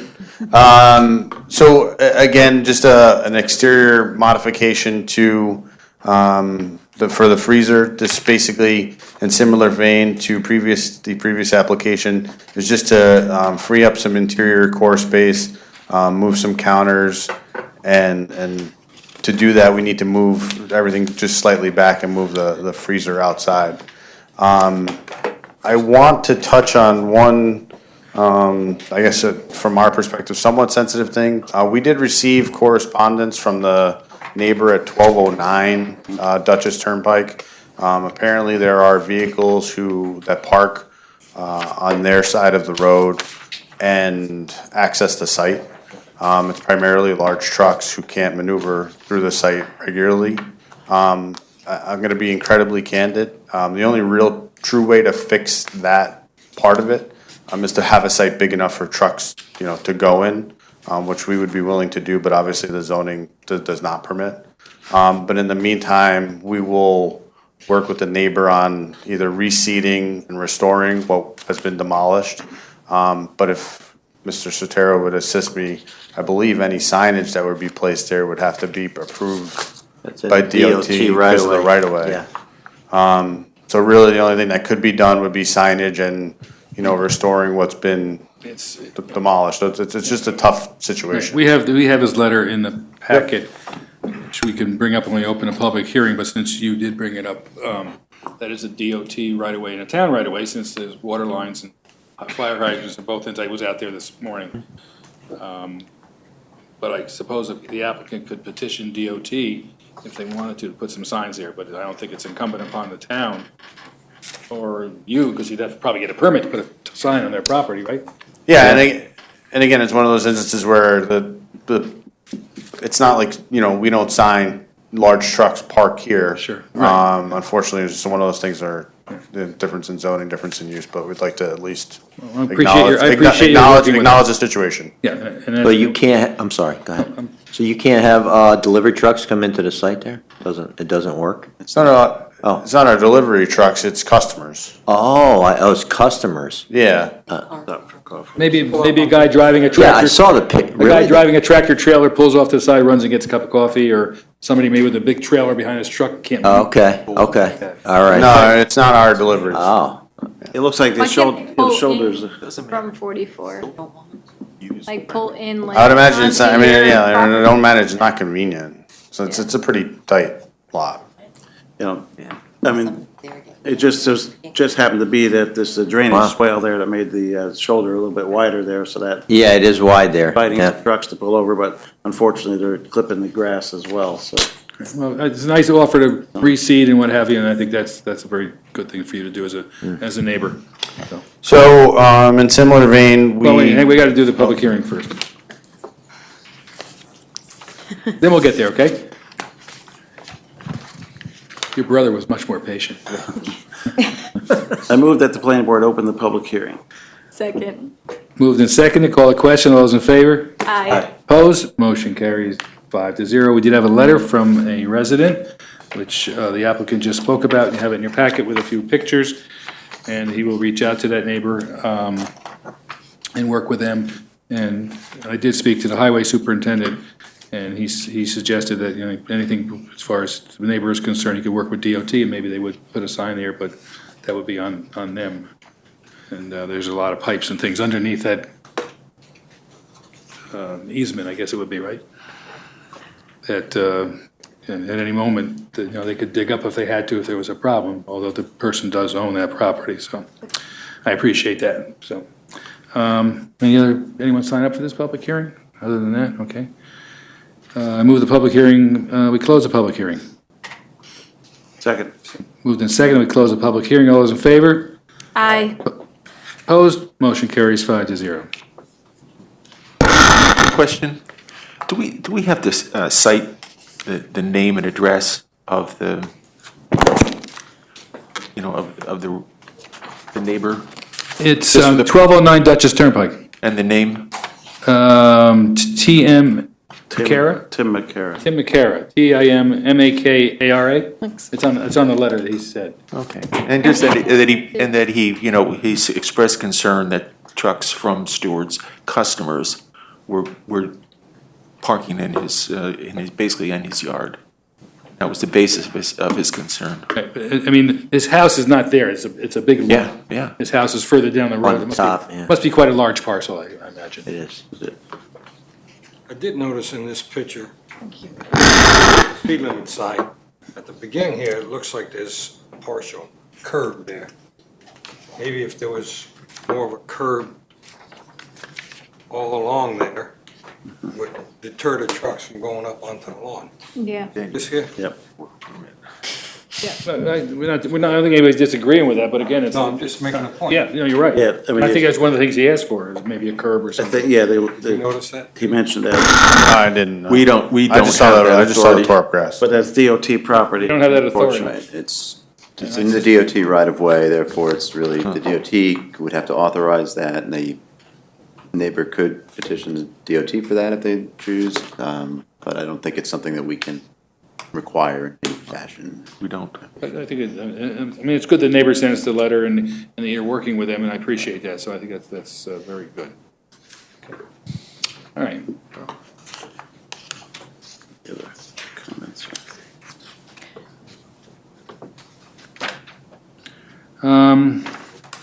So just a point of clarification, I know. Want to go around the board, yeah. I'm sorry, from the zoning board, I had been asked by a member of this board about whether there would be any additional noise coming from the freezer that's being installed, and if you could respond to that for this board. They get their variance.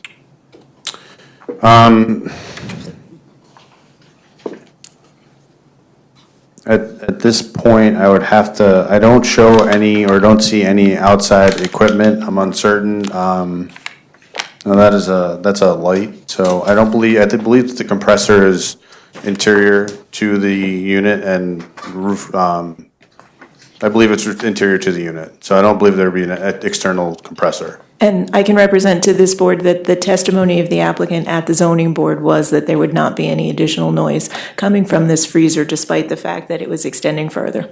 Okay, that's good. We did, overheard a question, we did receive the variance for the side setback and the LED pump toppers.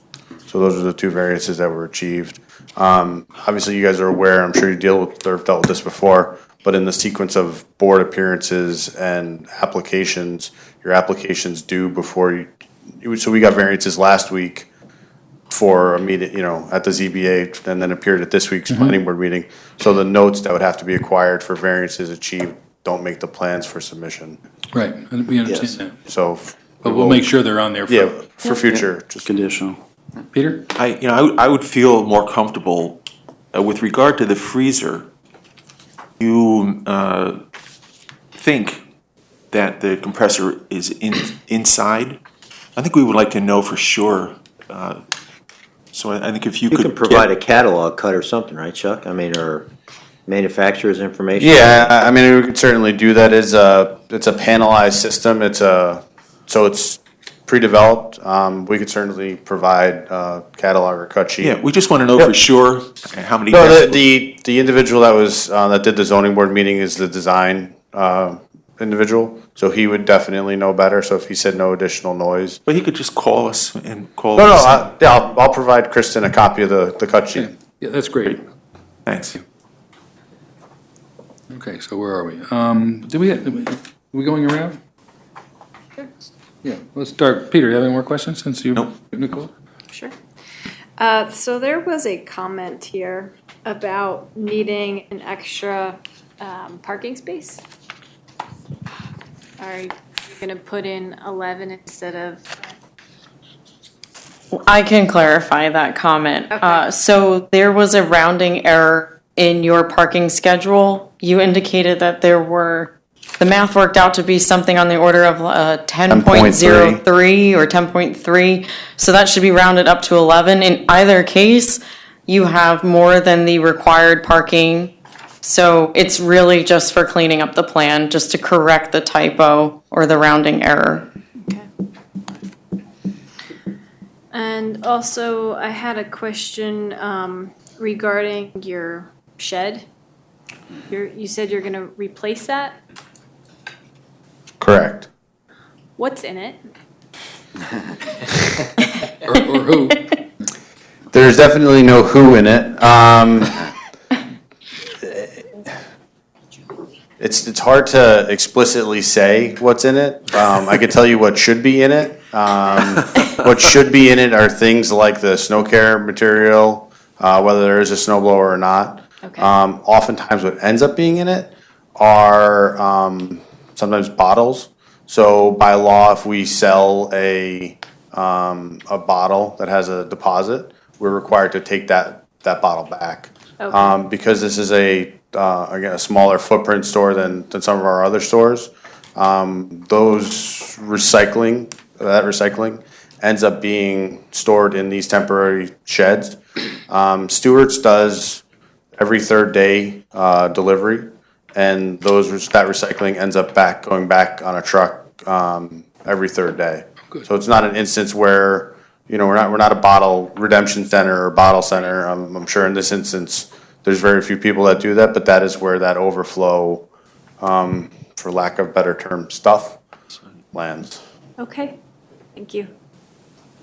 And I appreciate the fact you're replacing the shed with the one out there is pretty funky, so it makes good sense. Ben? No, nothing else. Carl? I'm glad to hear it's not Jimmy Hoffa in the shed. Good to. Stewart's would be worth a lot more money if Jimmy Hoffa was in our shed, though. Good to replace it, as everyone has mentioned. But I also want to ask about, with the freezer sticking out and you're redoing the trash there on the side, that the access to the shed and the trash by the trucks is acceptable. Yeah, so Without knocking into the new cooler or freezer. Well, right, and the purpose that the shed is on that side is because the delivery door is adjacent to the exterior freezer addition. So I'm gonna make sure I say this correctly. What happens is that you come in the delivery door here and you walk into the we call the back room, which is just dry storage.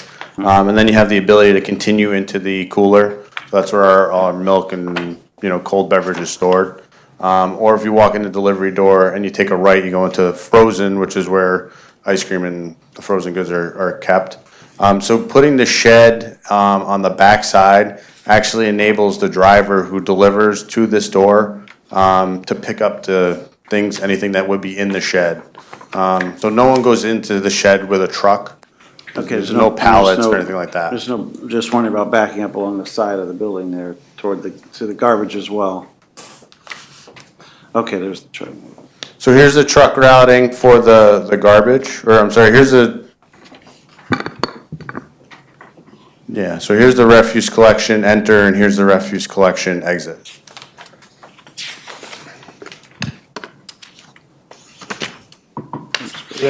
The refuse where the dumpster where it is today won't.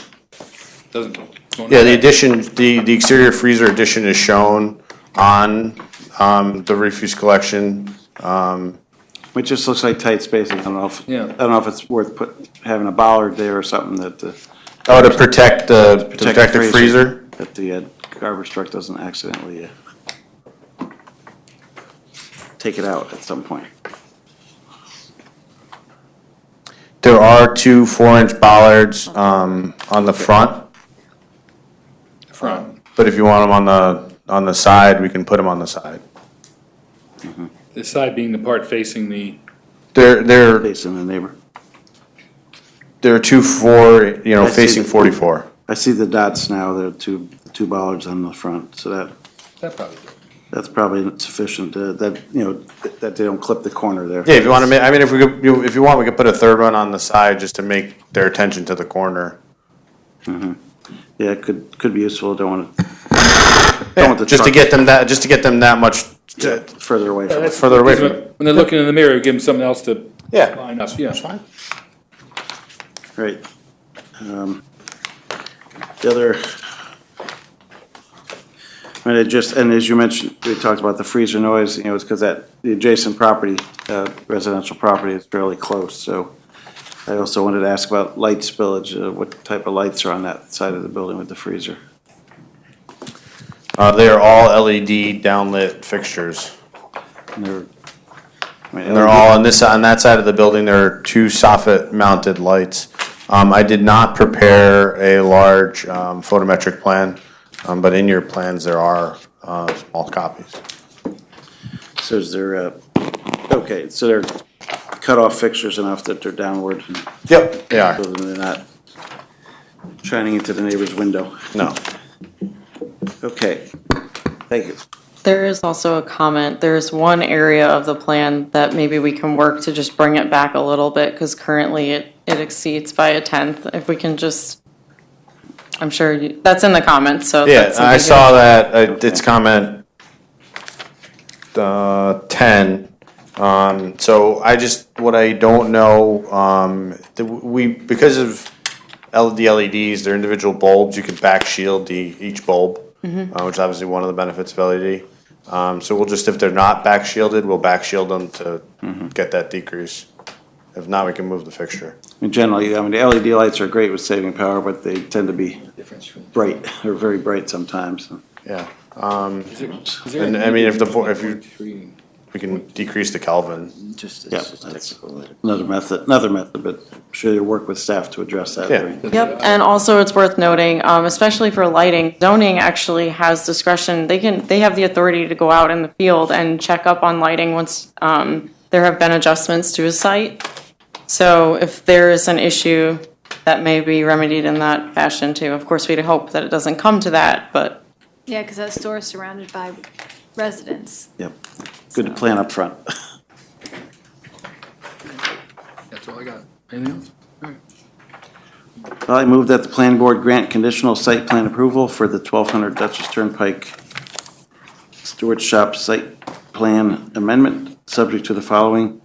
Respond to comments of the planning board and those received from town departments and agencies, and said response to be reviewed by the planning department as to adequacy and completeness, inclusive of but not limited to the following 1 through 8 and 9. We discussed the extra bollard tonight, and lighting.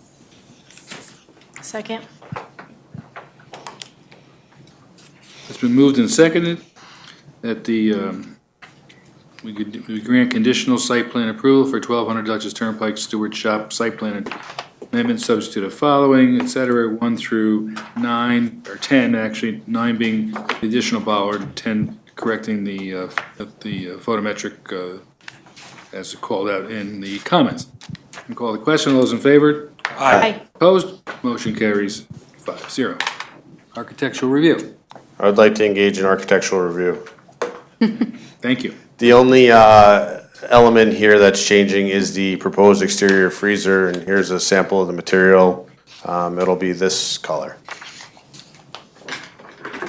Okay. Beautiful. And the shed roof won't be covered with green moss, so that's a good thing. Okay. Actually, my kitchen is that color. It's like black granite. Is the, what's gonna be the shed material and color? It's like some prefab shed. The shed will be prefab, yeah. It'll be, it'll be delivered, so whatever, as close as we can to match it. Side, the black side. The black side? The black side. Oh. The black side, not the, yeah. There's a shed place just down the road, you can, short trip. There you go. Okay. All right. Is there any changes on the canopy being proposed? No. No. Not this one. Here. No, this one already has the 5-pond, which is the only thing you could really do to make the canopy nicer. It's a pretty busy store. Doesn't seem, yeah. Yeah, I hope to resolve the issue. I look nice. Glad that you're looking to resolve the issue. This is a store that, in the town's consideration of comprehensive plan updates, we would love to expand. Someone needs to hear that. Take note of it, thank you. Buy some property. Yeah, again, the zoning prohibits it, so, but we would. We can always, Yeah, we could always buy it and bank it. always get a zoning, apply for a zoning amendment or change. So. Place across the street too. Okay. I move that we accept architecture as presented. Second. Seconded. Call the question. Those in favor? Aye. Aye. Opposed? Motion carries 5-0. Thank you. Thank you very much. I look forward to the improvements. Number 7, and last sub-public hearing, Bank of America, 11 Raymond Avenue, site plan public hearing and site plan review for a proposed project for exterior lighting upgrades, 11 Raymond Avenue, zoned ATC, Arlington Town Center, 1.93 acres, type 2 action, Balbo Management owner. Show me the money. Come on.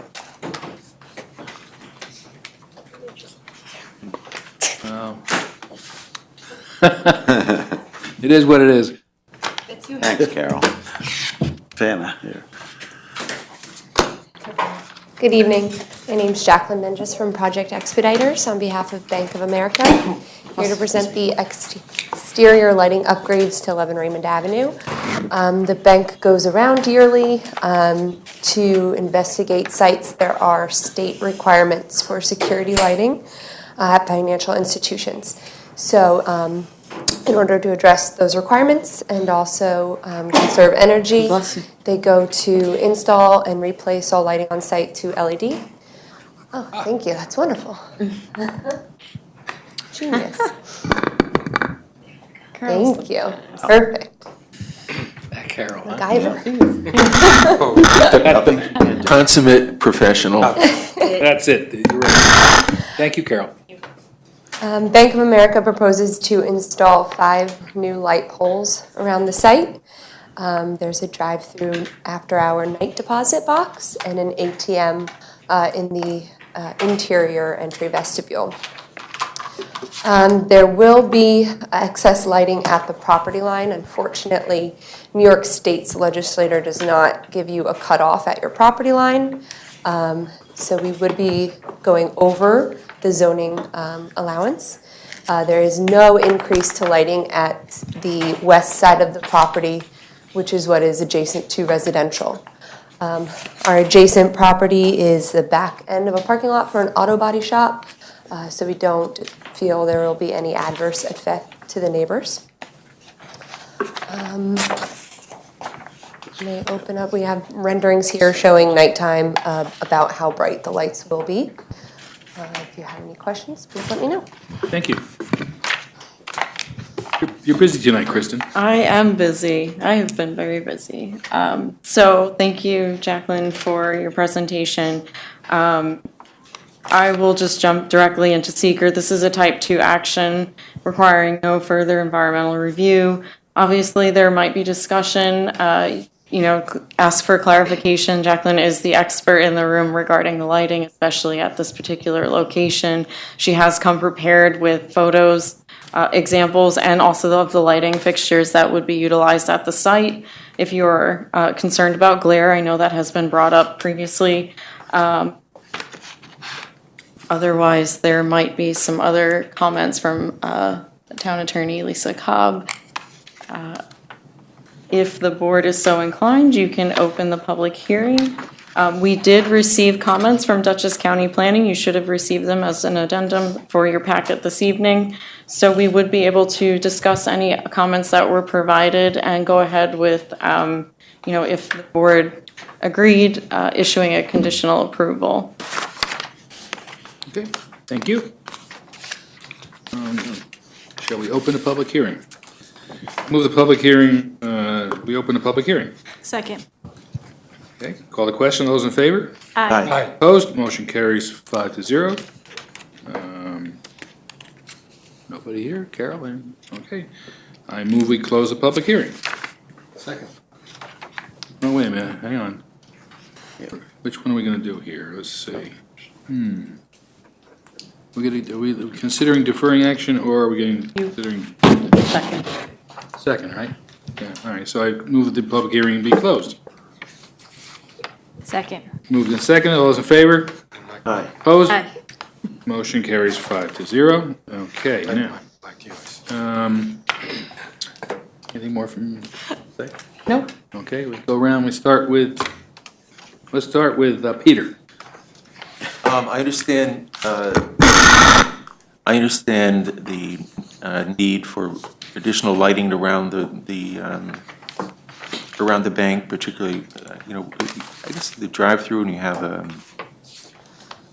what I'm concerned about is spillage onto Raymond Avenue, and what if anything can be done to mitigate any spillage. At our first initial submission, which was over a month ago, we did get comments from planning to go back, redesign, and we did our best to lower the lights as much as possible, reconfigure, choose different under canopy fixtures. So this is our final design. Are those so they're down? You're down lighting. All lights are down lighting, full cutoff LED. No shields are proposed. They're all facing out, none are against. Normally it would be shielded if we were putting any along the property line, shielded towards the property, but we don't have any poles in that case. I'll just run through. This is the pole-mounted fixture. It's similar to the sconce wall-mounted fixture. It will be proposed in the bronze finish as well. Cree just doesn't have a photo of that one yet. And then this would be the under canopy light. And then we have two small floodlights that just light up the front wall. Could you still achieve, the security that are seeking by shielding some of the lights facing Raymond Avenue? Or would that be an impediment? I'd have to see. The The poles are, I'd have to see if we could potentially put a side shield on this. Normally it would be mounted to the back to shield the back spillage.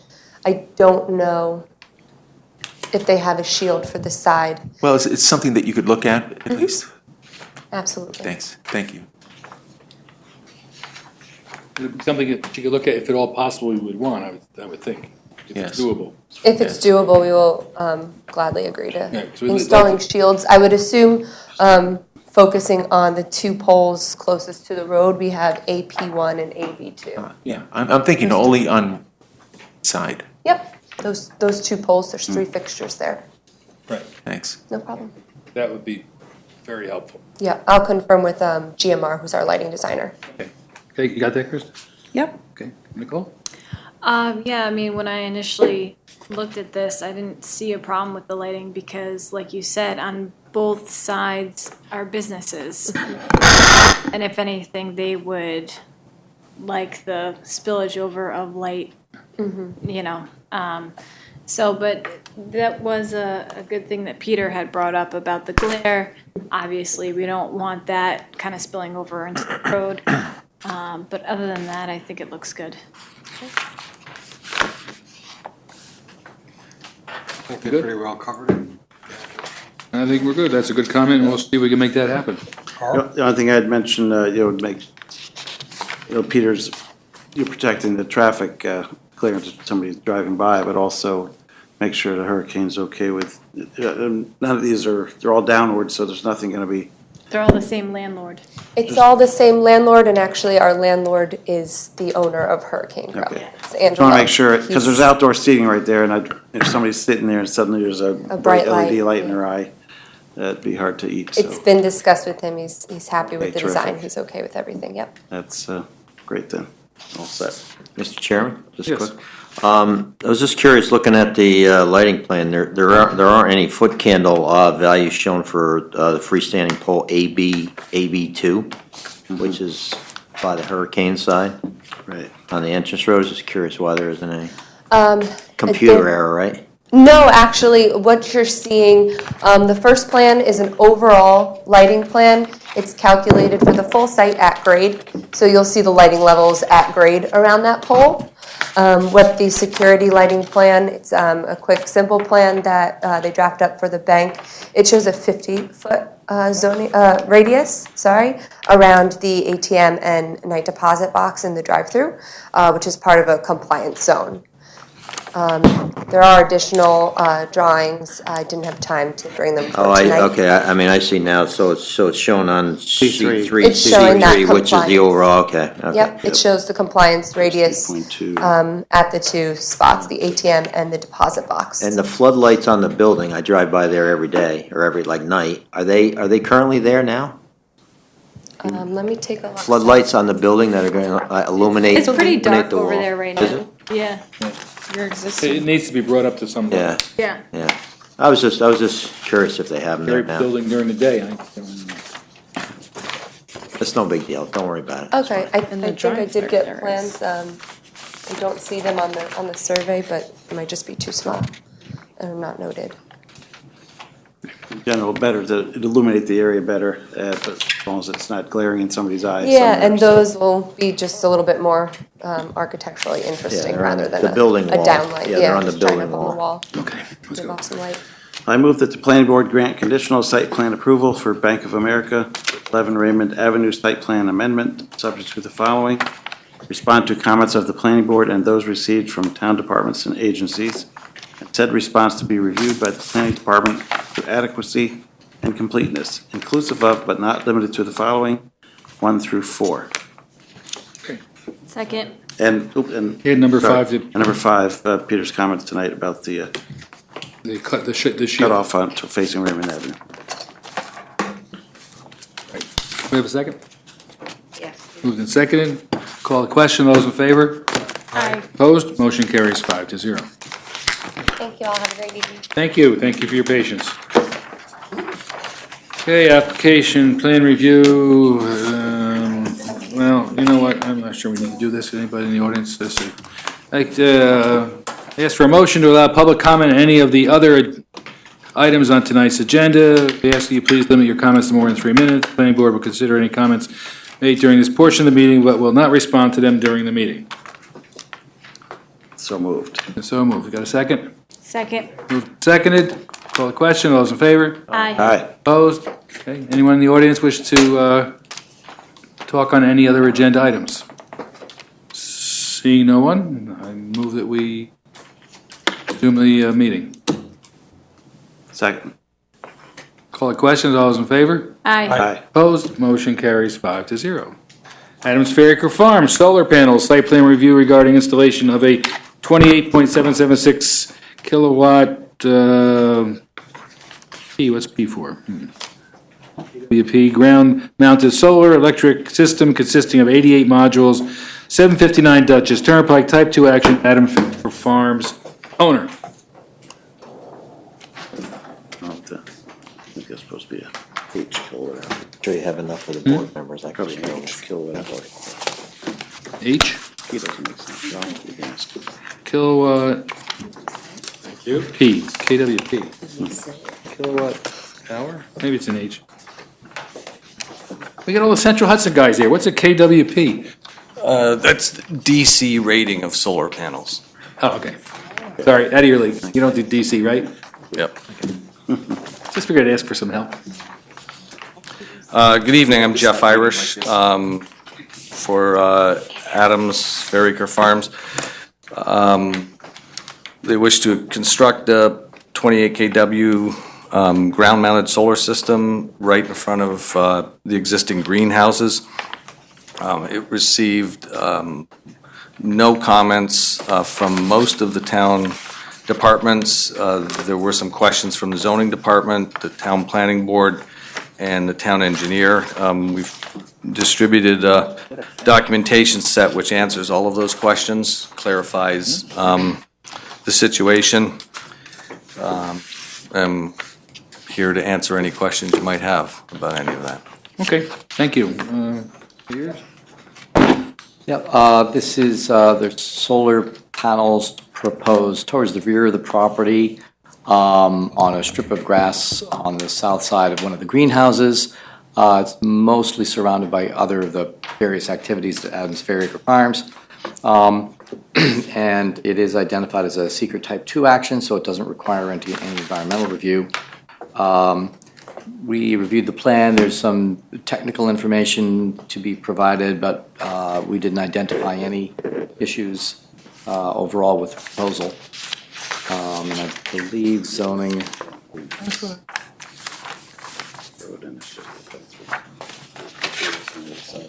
Yeah. Right, there were no. This shows a. Right. I don't think there will need, they had asked about potential variances in the height, but I think I found another location where they're shown as less than, as 10 feet or less. Yes, they're less than 9 feet in Yeah. maximum height. Right. So there do appear to be no variance required. Staff is recommending that the board, if it likes, could proceed with a waiving the site plan public hearing, confirm the type 2 action, and grant conditional site plan approval with conditions. Okay, so, thank you. All right, maybe I'm being a little dense today. Confused where this thing's really going. You have a board that shows. If there's, it might be helpful since, for people who know the area somewhat, there is an aerial photo that shows, it's an overview of Adams, and you might recognize some of the buildings. Oh, I tried. It's Cherry Hill Drive? Cherry Hill Drive is to the left. Yeah. The enlarged view, that yellow line at the right, at the left side. I guess I'm trying to figure out this. This picture you just gave us. That's funny. They're trying to sell off that. There's the fence. What is that area? The fence is here. Which way? Hello? Yeah, there we go. The picture is to demonstrate the existing screening.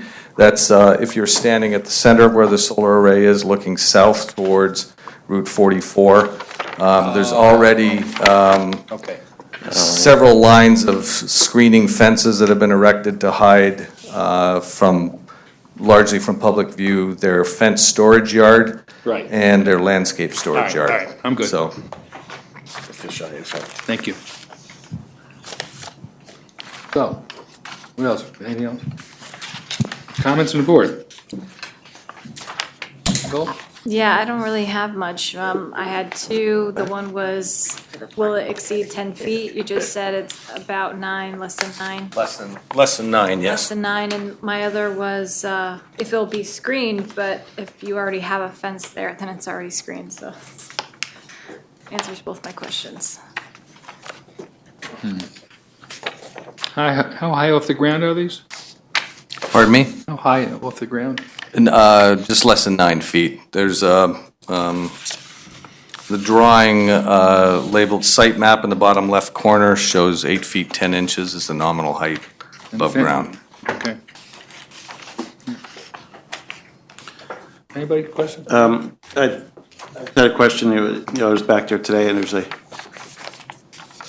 gas line, I guess, that goes through there. There's a standpipe coming up, and that's gonna be kind of under the array. I don't know if that needs to be accessible in some way, or if something's gonna be relocated. Don't know, I'd have to get you that answer. So you'd have to take, it's kind of right in the middle of the array, halfway between. So that needs to be addressed. That can be conditional, I guess.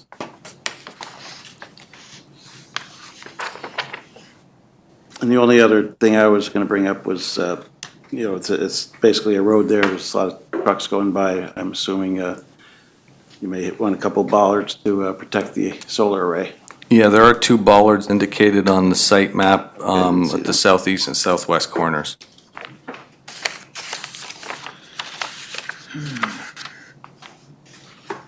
The system also is utilizing AC solar panels, so the voltage, the fault voltage, if there were something to strike the panels, like a truck going into it, would be similar to running into a 240 volt AC electric circuit. It would trip a breaker and de-energize the circuit. Okay, best to keep it protected. Hopefully. Anything else? Now, I mean, all I would say is it's a long stretch. You may want more than just those 2 corner bollards, but I kind of agree with that. It is kind of a long stretch. You might want a few more bollards just along there. Okay. Yep. Any idea how many? 37? I'd say work with the staff. Work with staff on that, that'd be fine. Certainly, yep. To help guide. Peter? Seems like a bright idea to me. Nice. Okay, so, moving right along. It's a good idea, it's a good place. It's, it's not, He was just waiting for that. not much more you can say about it. Those people, property surrounding the area, owned by Adams. Right. They're okay with it. Yeah.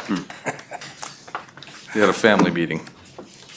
But it's fairly inward on the site as well, so even if those properties were sold off. It was the bright spot of their meeting. All right. I don't think we. Okay, so, I move that the planning board waive the site plan public hearing for this project in accordance with Town Code Section 210-151 sub D. second. Second. Call a question, those in favor? Aye. Opposed? Motion carries 5-0. I move that the planning board determine that the proposed activity is a type 2 action requiring no further environmental review pursuant to 6 NYCRR 617.5 sub C sub 7 of the SECRA regulations. Second. Call the question, those in favor? Aye. Opposed? Motion carries. I move that the planning board grant conditional site plan approval for the Adams Fairacre Farms greenhouse solar panels. Site plan subject to the following: 1 through 5, and 6, the additional discussing bollards with the department. And you also said something about the gas line? And, yes, and 7, investigating the gas line access underneath the bollard. There's a standpipe access, make sure that's still accessible if it needs to be. Okay. Have a second? Second. Moved and seconded. Call the question. Those in favor? Aye. Aye. Opposed? Motion carries 5-0. Is there any architectural review to conduct? I don't think so. No, I think we're good. All right, thank you. Okay, go forth and brighten up the night. Okay, Central Hudson. Gonna get worse. Speaking of. Yes, probably. Get more and more tired. Yeah. Pre-application presentation about several projects that will be coming before the planning board and other town agencies in the coming months, located partially within the town and partially in other towns. The projects are designed to replace damaged and deteriorated facilities, upgrade infrastructure to current standards, improve resiliency, and storm hardening.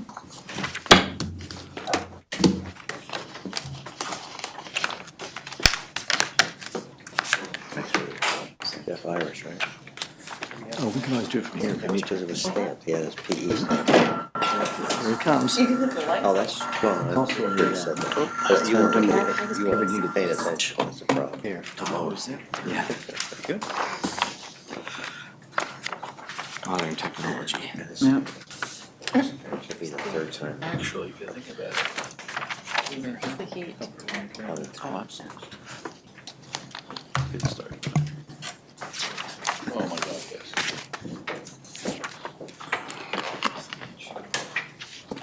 That's powerful. It's not the 133.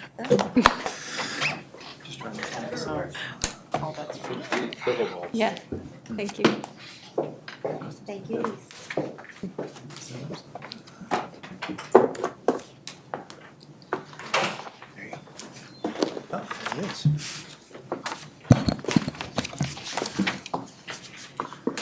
Good evening. My name is Brian Demisco, and I am a project manager with Central Hudson Gas and Electric. And I'm joined by my team, Anthony Mirando. He is our legal counsel for land use from Cuddy and Fetter. And we appreciate your time tonight. What I'd like to do is talk about two projects that we'd like to present for you in planning for submission for the town of Poughkeepsie. The first one that I'd like to talk about tonight is a replacement of an existing electric transmission line in the town of Poughkeepsie. It is called the KM transmission line. It is a 69 kV line, and it is in total 2.9 miles. But right now, you have 1.2 miles that exist in the town of Poughkeepsie. The 1.2 miles, I'm going to put my cursor there, run from the Knapp's Corners substation located at the intersection of Spring Road and Kerr Road, and it traverses along this line here, again, 1.2 miles, until it terminates, not terminates, but it concludes over here at the town border at the Wappinger Creek, which is located near the Stanley Still Recreation Park. The other 1.7 miles of that line continues into the town of Wappinger and into the Myers Corners substation. So the majority of that line is in the town of Wappinger at 1.7 miles, 1.2 miles in the town of Poughkeepsie. If we zoom in a little bit in the town of Poughkeepsie, this purple line here, again representing the 69 kV KM line, is from the Knapp's Corners substation, again here. And it crosses several roads here, being Victor Lane, Raleigh Road, Vassar Road, and Sterling Place. And it continues, again, by the Stanley Still Park and on its way into the town of Wappinger. This line was designed and constructed in the 1920s, and obviously it was built to those standards at that time. It has been maintained over many, many years. That line is obviously almost 100 years old at this point. But at this point, collectively, the poles and the conductor wire have reached the end of their useful life, and they need to be replaced. It is part of a replacement program that we have for this line and other lines in our service territory, but in particular, it is due for a complete replacement. And the reason why is because we are experiencing degradation of conductor wire and poles that you see here The picture on the left, where I'm circling, is part of, this is just behind the Stanley Still Park. These are old wooden structures, wooden poles, old wooden cross arms. You can start to see there's some bending happening here, cracking and splitting. We also have woodpecker holes. Unfortunately, woodpeckers are attracted to Central Hudson's wooden poles, and over the years they have created a lot of damage, and as well on the KM line. So we are in need of replacing these, and we are effectively looking at a pole-for-pole replacement. And I have some statistics which I'll show you in a moment, but these poles would be replaced, and would be about pole for pole in about the same location that those poles exist right now. Now, one thing we have the ability to do, or a couple of things we have the ability to do with today's technology, is we would be replacing the wooden poles. Everything would be replaced with steel. We use steel pole structures.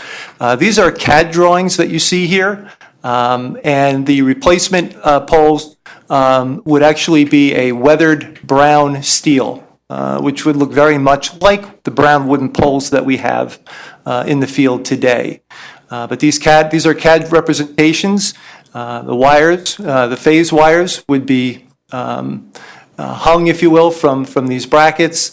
An angular shift pole merely just shows that we have guy wires in place where there would be a need to transition an angle. But by and large, this is the type of pole that you would see, a single circuit, the KM line. There would be 3 phase wires and also a 4th wire called a static wire up top for lightning protection.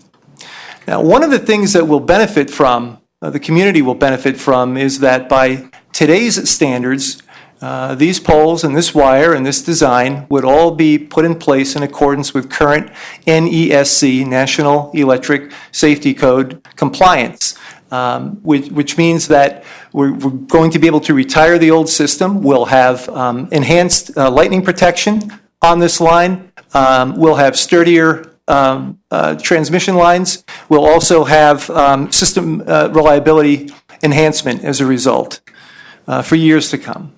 So really an upside for the community that it serves. And there really would be no change to the character of the transmission line itself other than these improvements. It still would remain at 69 kV. And to put things in perspective, we have 3 different levels of transmission line rating. The highest rating is 345 kV.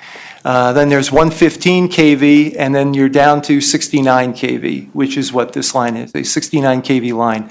Everything below that is what we call distribution voltage.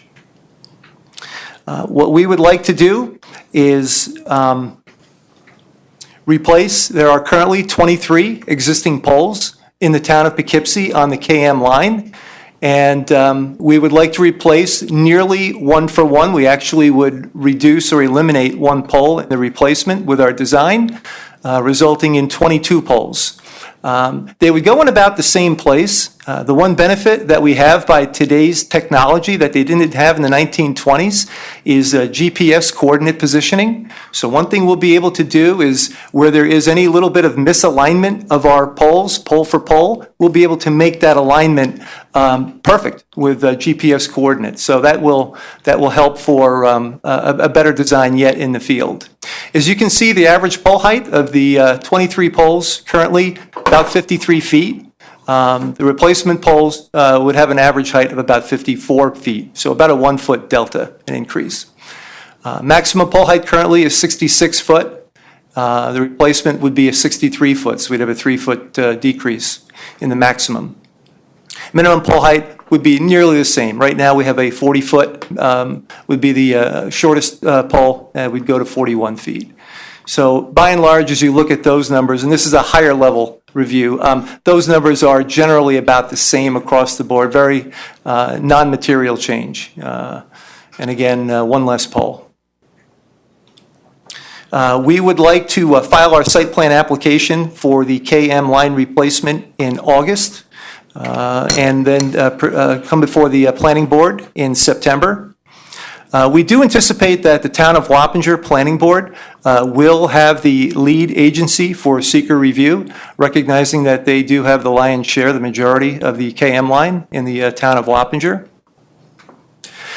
We would certainly work with all the applicable agencies through the permitting process, and we are anticipating commencing construction and completing this project in 2021.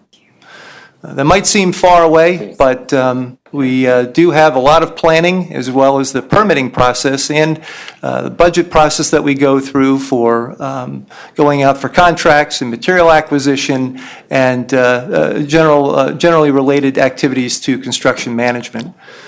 So we do anticipate, again, filing in the month of August and coming before the Planning Board in September. And that is what I have on the. So maybe before we go to the next critical project, we know it's a pre-application meeting. We were here very glad to be here to be able to introduce it to you and somewhat give you a heads up that the application is coming. We also wanted it to be important that you're aware of what's going on since this is a project that crosses over municipal boundaries. We want to make sure that all the towns involved in these individual projects are aware and get the proper notices. So we didn't want anybody to be surprised if you received the correspondence from a neighboring community. So I think at this point, if you had any questions or thoughts, we are putting all the materials together, so you'll be getting a lot of information over within the next couple months. But if there's any preliminary things you want to talk about. I'd say that it's great that you're adding in the reliability in addition and bringing it up to date for a 100-year-old system. But I also wanted to ask, can you briefly describe how that transition happens? You say putting the poles in about the same place. Does this continue to operate while you're putting in the new wires, or? We would take one line out of service, in this case, the KM line. We generally would take this line out of service and then go in and construct. But there would not be, we would not interfere with the reliability of the substation and serving our customers. Okay, so you'll have to dismantle the old stuff first and then just go in and put the new. And I'll take a look behind my shoulder. We have our transmission design engineer, Mike Campagna, who is here. And Mike can speak to that a little bit more detail. There might be some options in the way that we approach. Right, so You got to come up to the mic. We're grabbing the mic there. Turn that on. Thank you. Hello? There you go. Okay. Mike Campagna, transmission line engineer for Central Hudson. Each project is a little bit unique in how we approach these. The KM line, what we're anticipating and doing is, like Brian said, we'll be able to de-energize the KM line during construction, and we'll actually be feeding the substations through other lines during that period. What we then do is remove poles as we go along, and most likely what we won't do is remove everything and then move in and replace everything along the line, because there's such, even though, we don't have a ton of mileage, it's just that we would like to replace as the construction crews are there, so we're not taking up the whole right of way, if you will, if that makes sense. Yep. Yeah. So just one pole at a time, kind of go It along. would be sections, so we segment the line in engineering by what we call dead-end structures, and we'll get into that during the application, but basically where the line is segmented by certain types of structures, and we would take down those sections at a time and move forward from there. So that's typically how it's done. Thanks for explaining that. Yeah. Is there a technical reason why you're not putting these underground? I mean, particularly after the nightmare winter that we've had. Is it an economic decision? So it is twofold. Usually it's both an economic decision and a technical decision. Economically, it is usually 10 times the amount to put something underground, especially during the whole line, for how much mileage we have on transmission. On a technical side, if we have a fault on a line, and we have a lot of the lines that run through people's backyards, what we would have to do... You might want to explain what a fault is first, Mike. So, I guess the best way of explaining it is an issue on the line. If we had You don't, listen, you don't have to go into a lot of detail. Okay. That's why. Basically, we would have to rip up people's yards in order to find it I because you understand. can't pinpoint it. I get it. Exactly. I understand. My other question is, in the town, you have 1.2 miles, is that what you said? 1.2 miles, correct. You know, that's about 6,300 lineal feet. And I'm just curious, since obviously I'm not an engineer. You have 23 poles, that's 275 feet. That's almost the length of a football field. That's right. We have longer spans than that, actually. That's, our higher voltages will go up. It depends on I'm just looking at the everything- size of the everything's poles that different. you're using. That seems like they must be, you know. Actually, that's so what we're proposing is a transmission line. Usually, typically, that's a pretty average span length for. Thank you. Okay, I got you. So they guessed pretty well 100 years ago on how strong the wires are. Right, and their construction materials at the time. Right. What other services, if any, are carried by these poles? So on the KM line, it would just, for the most part, just be the transmission line. So the only other thing that we carry is an internal, and what Brian mentioned in the static line, there will be fiber optic cable so that we would be able to have faster communication through to our substations. It just helps us during any kind of restoration that we'd have to have quicker reliability, better, and being able to have that communication between our substations faster through the fiber optic network. And no other utilities? No, it's electrical service. The only other, I would say, attachment that we have are 2 locations, and it's our own internal distribution system. Just as they're crossing under our line, they'll attach on for 1 pole and then hop off and continue on their way where they're going. But no third party, we don't have third-party attachments on transmission structures. Right. Just curiosity, do you know what the wire diameter is for 69 kV? It varies on what our planning department will specify. For this one, we'll be putting up 795 ACSR, so the wire diameter will be larger than what it is now, but we'll be putting up, right now it's copper, we'll be putting up what I mentioned, ACSR. It's an aluminum conductor, and it has a steel reinforcement in the center. And that allows us to string with a little bit more tension. It's a little bit stronger. And it does have a larger diameter, but aluminum is not as great of a conductor, but it has the other properties that make up for that. Lighter weight and... It is a little bit more, a little bit more weight, but we can string it tighter. The tension's a little bit higher. Compensates for that.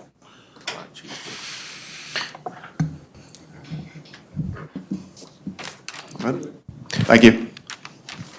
Thanks, Mike. So, Brian, you're going to walk through now the second project we were going to discuss tonight, which is fully within the town of Poughkeepsie. Correct. This is the second project.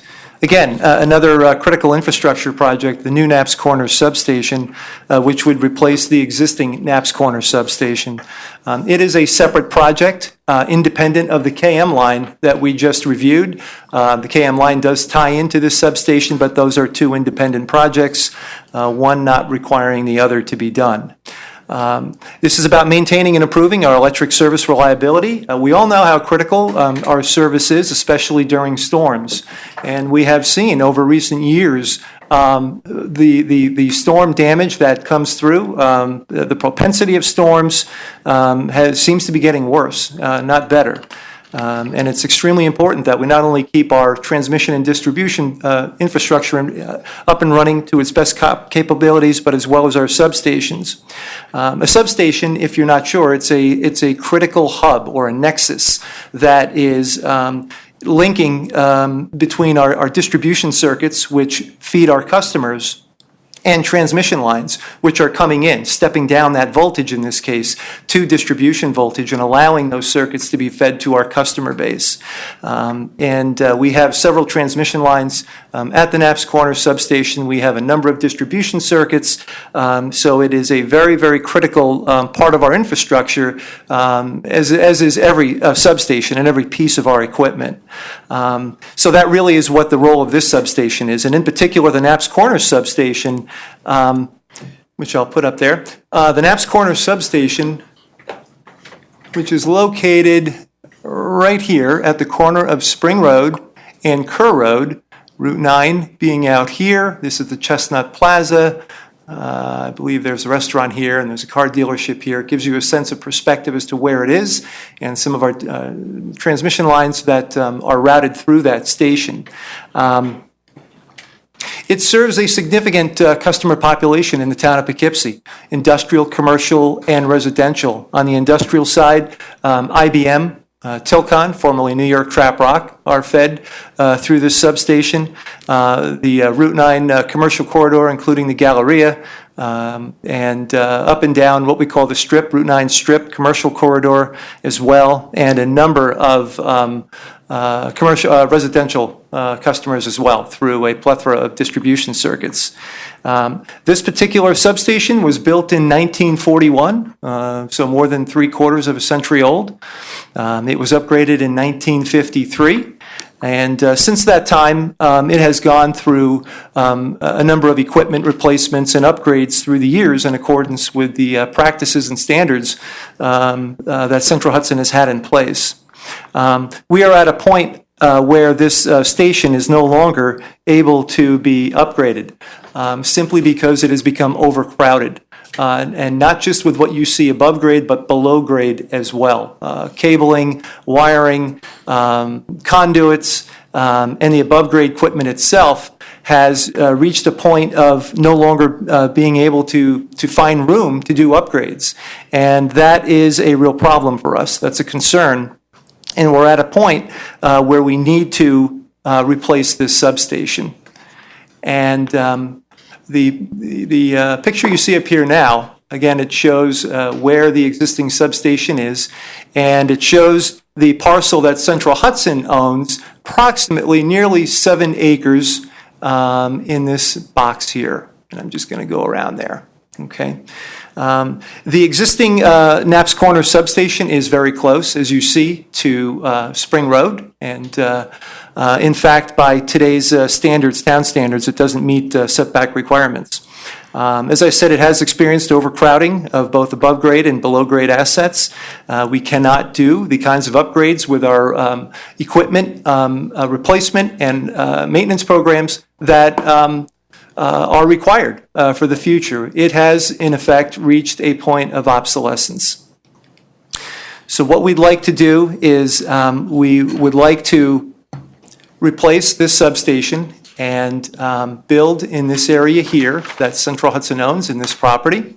And we would certainly have all the details available in our site plan application. And at this point, I would tell you that we are planning to file in the month of July. That would bring us back here in the month of August. And we do see this obviously is totally in the town of Poughkeepsie, so therefore we would expect that the town of Poughkeepsie Planning Board would be the lead agency for the seeker review and for the process. Don't know if I had anything else. I did not on there. That's it. And I think that's all I've got at this point. The schedule that we have in place is to be able to start site civil work in the year 2020, probably in the first or second quarter of 2020.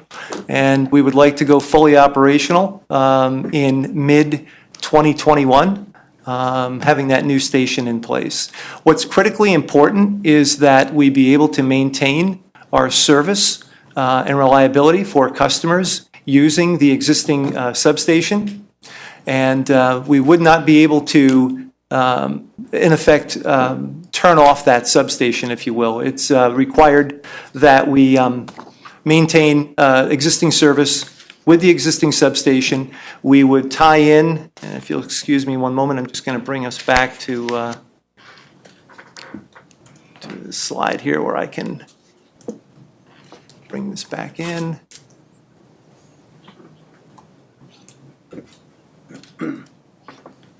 Okay, so what we would anticipate doing is while we are constructing in this area here, This substation would stay in service as is to serve its customers. We would perform the construction of the entire substation and tie-ins to the existing transmission line corridor so that we can bring those lines in and then effectively feed our customer base, and then start retiring this substation. Now, one asset that would remain in place in the existing substation is our service feed for Tilcon. And we do that through what's called the TR line, the 69 kV transmission line. We would be using the new substation to feed into the bus work down here, and that TR line would continue on to Tilcon about 2.5 miles away. The rest of the station here, as you see it, would be retired. We would remove all of this bus work, and any of the pier-type foundations would be cut to grade. We would retire the underground facilities in place, wiring, cabling. The grounding system in underground would stay in place as well, and the fence would stay there in place, recognizing that we still have a portion for Tilcon in service over here. Thank you. Okay, thank you. Is that Tilcon line, the yellow line we saw on the other diagram? Let me see if I can go back there for you. Okay. KM line and. It would be, does that say T? I can't, that light is on there. Oh, I can look right over here. Yes, see that purple line? Yep. Oh, yeah. That right there, that's Oh, the okay, TR it's line. another- Right there. KM is going to the north and the other one's going out. Right. The KM line comes out this way. That goes out toward Myers Corner Substation, town of Wappinger. And the TR line is right here off of what we call that structure or bus work feeding down to Tilcon. Correct. So what, is the other one also 69 kV or is that a? This line here is a 115 kV line. 115. That is called the KB line. That is part of the loop feed for IBM. It is in a network of other substations in our service territory that actually provides a critical feed for IBM. The K stands for NAPS and the B stands for Barnegat, which is the other substation that it runs to. So TR, Trap Rock, that's how we generally have named our lines. KM line, NAPS to Myers Corners. That's the part we're going to remember. Withholding that I really just figured that out too, by the way. Good to know. The obvious question for me is, this is obviously you're looking to put it closer to the homes up here. Why can't it be closer to the existing substation? Well, that's a great question. What is very hard to see here is this transmission line corridor. That corridor has several transmission lines in there. There's also distribution infrastructure there as well. So we have a fully operational electrical system that we have to keep in place while we build this new substation. We can't take anything out of here physically or electrically. We have to be able to keep our system in place in order to have a seamless cutover to the new substation. And we're also going to be maintaining a portion of that substation for Tilcon. There are also a number of standards and requirements that go into designing and locating that they have to comply with, which they'll be explaining on their site plan and in their materials as to why it is where it is. But there's a lot of factors that go into determining how far away certain things it needs to be, how much space there has to be from property lines, both from the town code perspective, but also from national safety and electric standards that they have to comply with. So there's a number of those things. Well, I know there's, it's always been a flood-prone area, and I know you guys came in, I don't know if you were part of it, when you came in and did some upgrades a few years ago, you came to us to upgrade it and fix some of the drainage issues there. Yeah, and there's topography issues as the property goes. We're going to get into all that in the site. It's a ripple there. Yeah, right. Is any portion of that 7-acre parcel in a floodplain? No, there's no wetland in that area where we would be building, but I'll turn to my right. Is any portion of the 7 acres is it wetland or floodplain? That's my neighborhood. I don't believe there is, no. Not on that parcel. It's across the street. There's other Central Hudson property that's that's got wetlands and water there now. Quarter mile. Right, in this area here, he's referring to. Yeah. I mean, Peterson's Pond from, across the road is the one that typically floods the road, but Spring Road's been upgraded as well as the drainage there, so that's better the past few years.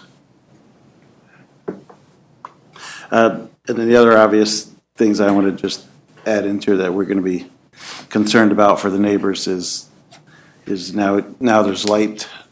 Now the substations, they used to be dark, but now they seem to be lit at night, so light spillage into neighbors at night, and as well as the visual character of it, screening, and of course, noise, the transformer hum, how far does that carry, and what can be done about that if we don't want neighbors to be hearing the hum. Right, so we are in the process of having sound studies performed. We've already done some analysis, and thus far, negligible, almost nil for any change in sound. And a lot of that has to do with the new technology that we're using. New transformer technology, new bus work, new substation technology, lower profile steel. The technology today is far and away better than what we're using in the current substation here at Knapp's Corners. But we'll have all of that information tied into our application. And if you go back to the view with the parcel. Yeah, let me just bring that up. There you go. You can see there's a, on the, just right across from there's a parcel that could be built as a house as well, which is not there right now, but. On the other side of Kerr Road you're referring to? Yes, on the other side of Kerr Road, and there is an existing house there as well as the others that back up to it. Right. So I think those are the neighbors that'll be most concerned about. Understood. What's going on there visually as well as noise and light. Thank you. Thank you for the update. That's, we look forward to your application coming in July, right? Thank you very much. Appreciate your time. And you're coming in August. That's our plan. Good stuff. We'd like to see things getting improved and modernized. Thank you. Thank you very much. Appreciate it.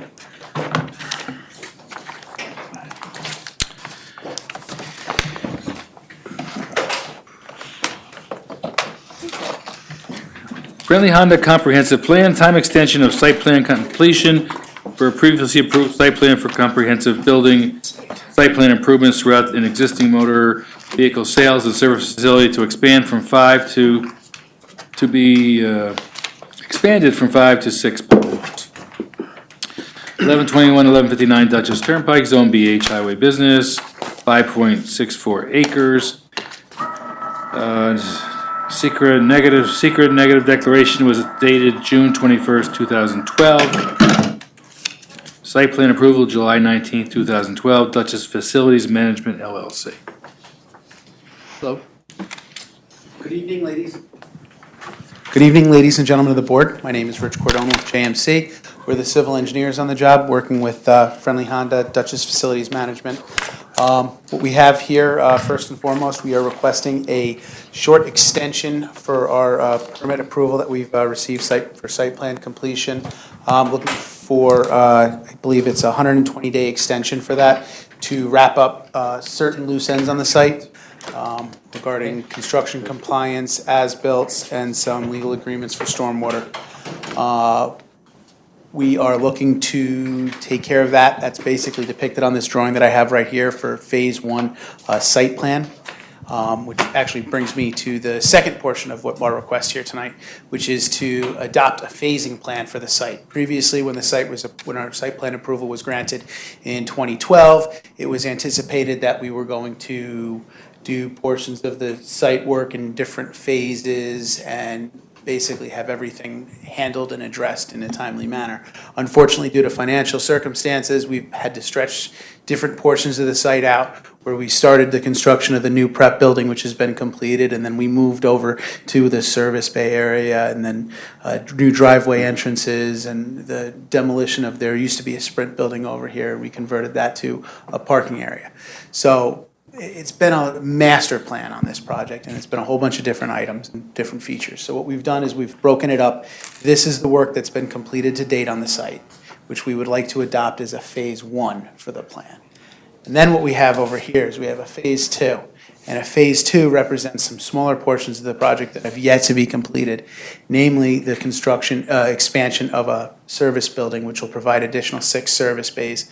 All this stuff went before the planning board previously. It's all been approved, and it's all something that's we're extending right now. But what we're looking to do is memorialize something to get us a little bit more than a 2-year extension. We're hoping to get 5 or 6 years out of this, so that way we can bring ourselves to financial stability to be able to construct the service building. And we have a couple of overhangs that we're potentially going to be constructing in a few years as well. We've been working with staff to iron out any wrinkles and tie up all the loose ends, and I think we're in pretty good shape, and I'll give it to you guys if you have any questions. Sure. I think Richard captured the history pretty well. Yeah, we became aware last fall that there was construction on the site done as long as 4 years ago, which hadn't been closed out with a couple of time extensions that we had. And so rather than continuing to push that out, eventually the engineering is going to have to review the as-bills and sign off on them. And that could be many years in the future still for construction that had been many years before. So I suggested that they consider a phasing plan in order to close out the work that has already been completed, put it to bed, be done with it.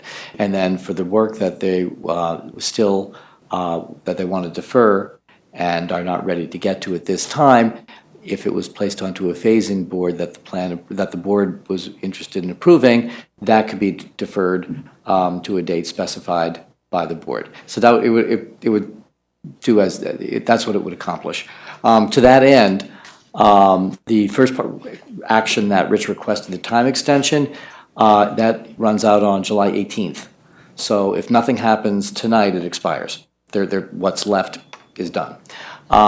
If the board is inclined to adopt the phasing plan, that procedurally that would be adopting an amended site plan. It would be amending the previous plan to include a phasing plan, which it didn't have. As he mentioned, the deferred improvements have already been reviewed and approved by you, the planning board, and together with all the town's consultants. So it would just be affecting the timing of those improvements. If you would choose to act on the phasing plan and adopt it as an amended plan, then they don't need a time extension because as we've constructed it, there would be a timeline placed upon the outstanding items in Phase 1, which we've suggested, we've talked with them and agreed is more than reasonable to complete that by October 18th for Phase 1. And then for Phase 2, there was some discussion about how long they would like. And what seemed to be acceptable to them and to members of the board was about 6 years. Okay. And so you could insert a 6-year date into the Phase 2 time, which would be 2024. And then as a part of the phasing, we've suggested that given about a year in order to complete the improvements. They said it would be about 7 or 8 months, make it around a year so they can deal with winter or anything else. And that would effectively provide them with the room that they need to complete the work and close out administratively the stuff that's already done. So to that end, the board wouldn't, we're suggesting procedurally that the board, if you're interested in that approach, in order to adopt an amendment to the previous site plan, we'd suggest you waive the site plan public hearing, and it's been reviewed in the past, to determine that it's consistent with the previous negative declaration. There's nothing new being proposed. And then if you choose to adopt the amended site plan with dates inserted. I can see they've done a lot of great work out there, but and that it doesn't make sense to keep just doing extension, I suppose. So that sounds like a good method to close out some of all that work that's been done.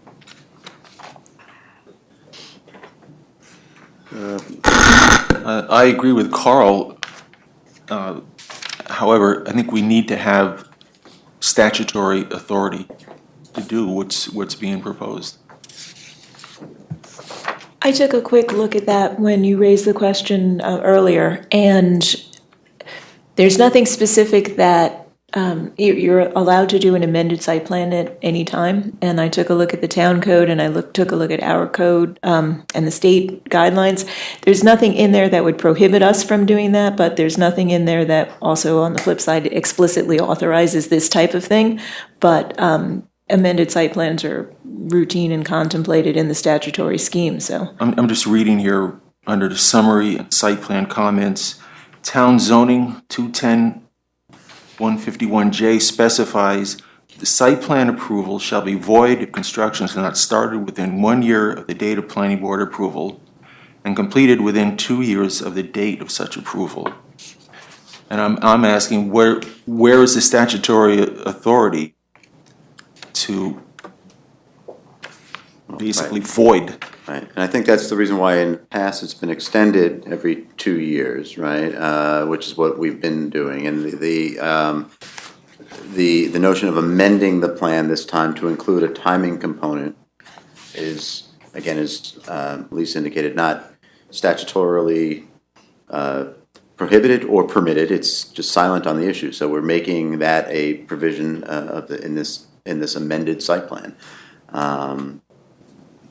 I mean, I feel comfortable that we would have the authority to do that, and I would refer to Lisa to say that from a legal standpoint, but I guess there's nothing. I'm not remembering a 10-year phasing plan.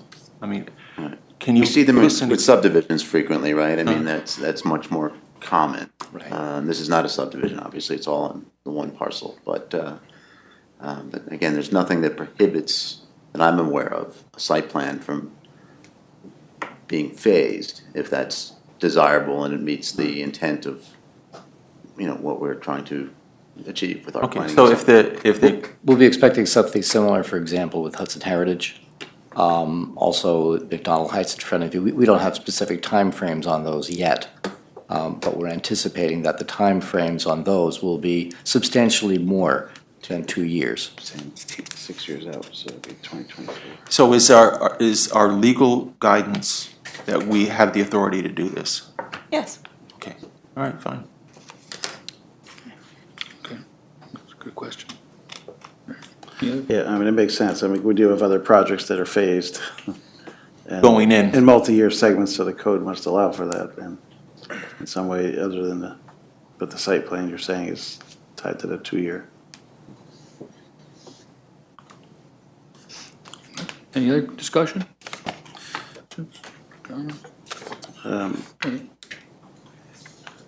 I guess I did have a question here that I've heard. How's the landscaping? I haven't been out there recently. How's the landscaping coming along? We were gonna ask about on that, the new parking lot? That was the last thing done, I think. Coming up on, they demolished some houses there, put that in. There's some display Yes. cars up front and. Yeah, we had some of the plant life die.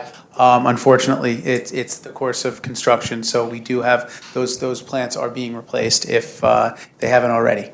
It should be replaced pretty much any day. They weren't today. They weren't today? Actually, JMC has been in touch with me about a replacement. The specimens that were placed there died. They proposed a different specimen more suited to the conditions there, which staff approved as a field change. Okay. So that was just about a week or two ago. So when will that, so? Okay, I just know it seems very visible. The cars all seem very visible. We can make that, can we make that a condition that it gets done? Isn't that part of the things that? Let's make that a condition, that they October. fix the landscape. Replace the landscape. Let's move along. I remember that. Any comments? No. All right, I move that the planning board waive the site plan public hearing for this project in accordance with Town Code Section 210-151 Sub D. Second. You can call the question. Call the question. All those in favor? Aye. Opposed? Motion passes 5-0. I move that the planning board as lead agency hereby determines that the phasing plans proposed for amended site plan approval for the Friendly Honda Comprehensive Site Plan do not substantially alter the conditions of the negative declaration adopted by the board on June 21st, 2012, and that the planning board hereby reaffirms the June 21st, 2012 negative declaration. Second. It's been motioned and seconded. A call to question. All those in favor? Aye. Opposed? Motion passes 5-0. I move that the planning board grant conditional amended site plan approval for the Friendly Honda Comprehensive Site Plan consisting of Phase 1 site plan, Phase 2 site plan, and landscaping plan, subject to the following: A through D, and adding E, what we discussed about replacing the landscaping. Hey, we gotta fill in some dates here. And, There's no yes, and in A sub 3, April 1st. we, when is April that? 1st, 2024, I believe it's 6 years. How long? 2024? 24. That was the 6 years. That'll be the 6-year phase for Phase 2. Second. Okay, It's been motioned and seconded. Call to question. All those in favor? Aye. Opposed? Motion passes 5-0. Great. Thank you very much. thank you. Look forward to the new landscaping. Or improved landscaping. Yeah. We all will.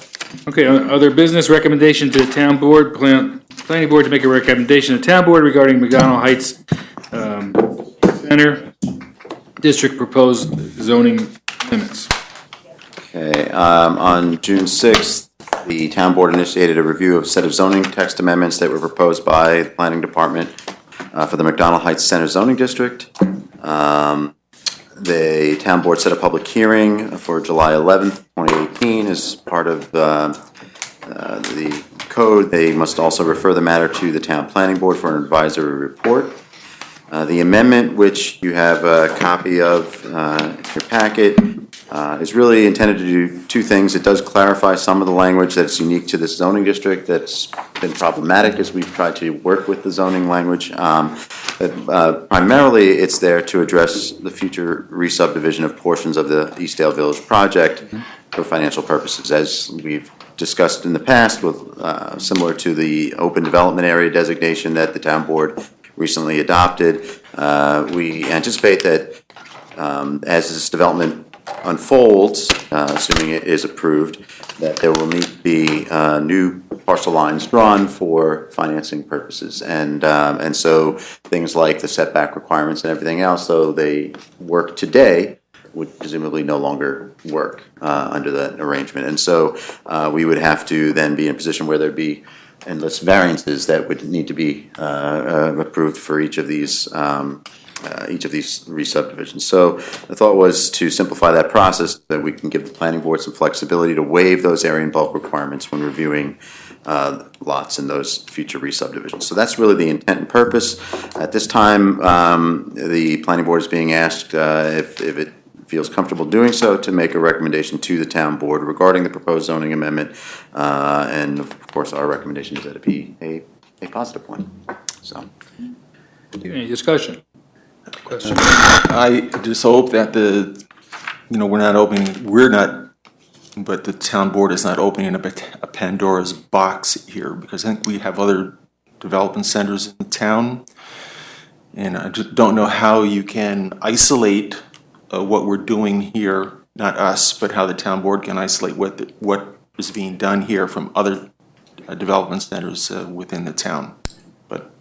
The only thing I might say to that is that we are, as you know, because we've talked about it before, the town is just initiating a process of updating the comprehensive plan. I think one of the things that we're going to want to look at in that process is how the town center districts have worked or not worked, and have, hopefully learned from some of the experiences that we've had in the previous 10 years. And so if there are adjustments to be made to zoning in the future to help that process along, that'll be the right venue for certainly doing that in the future. That's a good answer. Thank you. Okay. Yep. Does it have any effect? I mean, if some of generally it's all owned by the same developer, right? And it's Correct. just breaking up for financial, but right. He has But there are sell some pieces off, like a live work unit. Does that affect? They have a setback issue. Is there?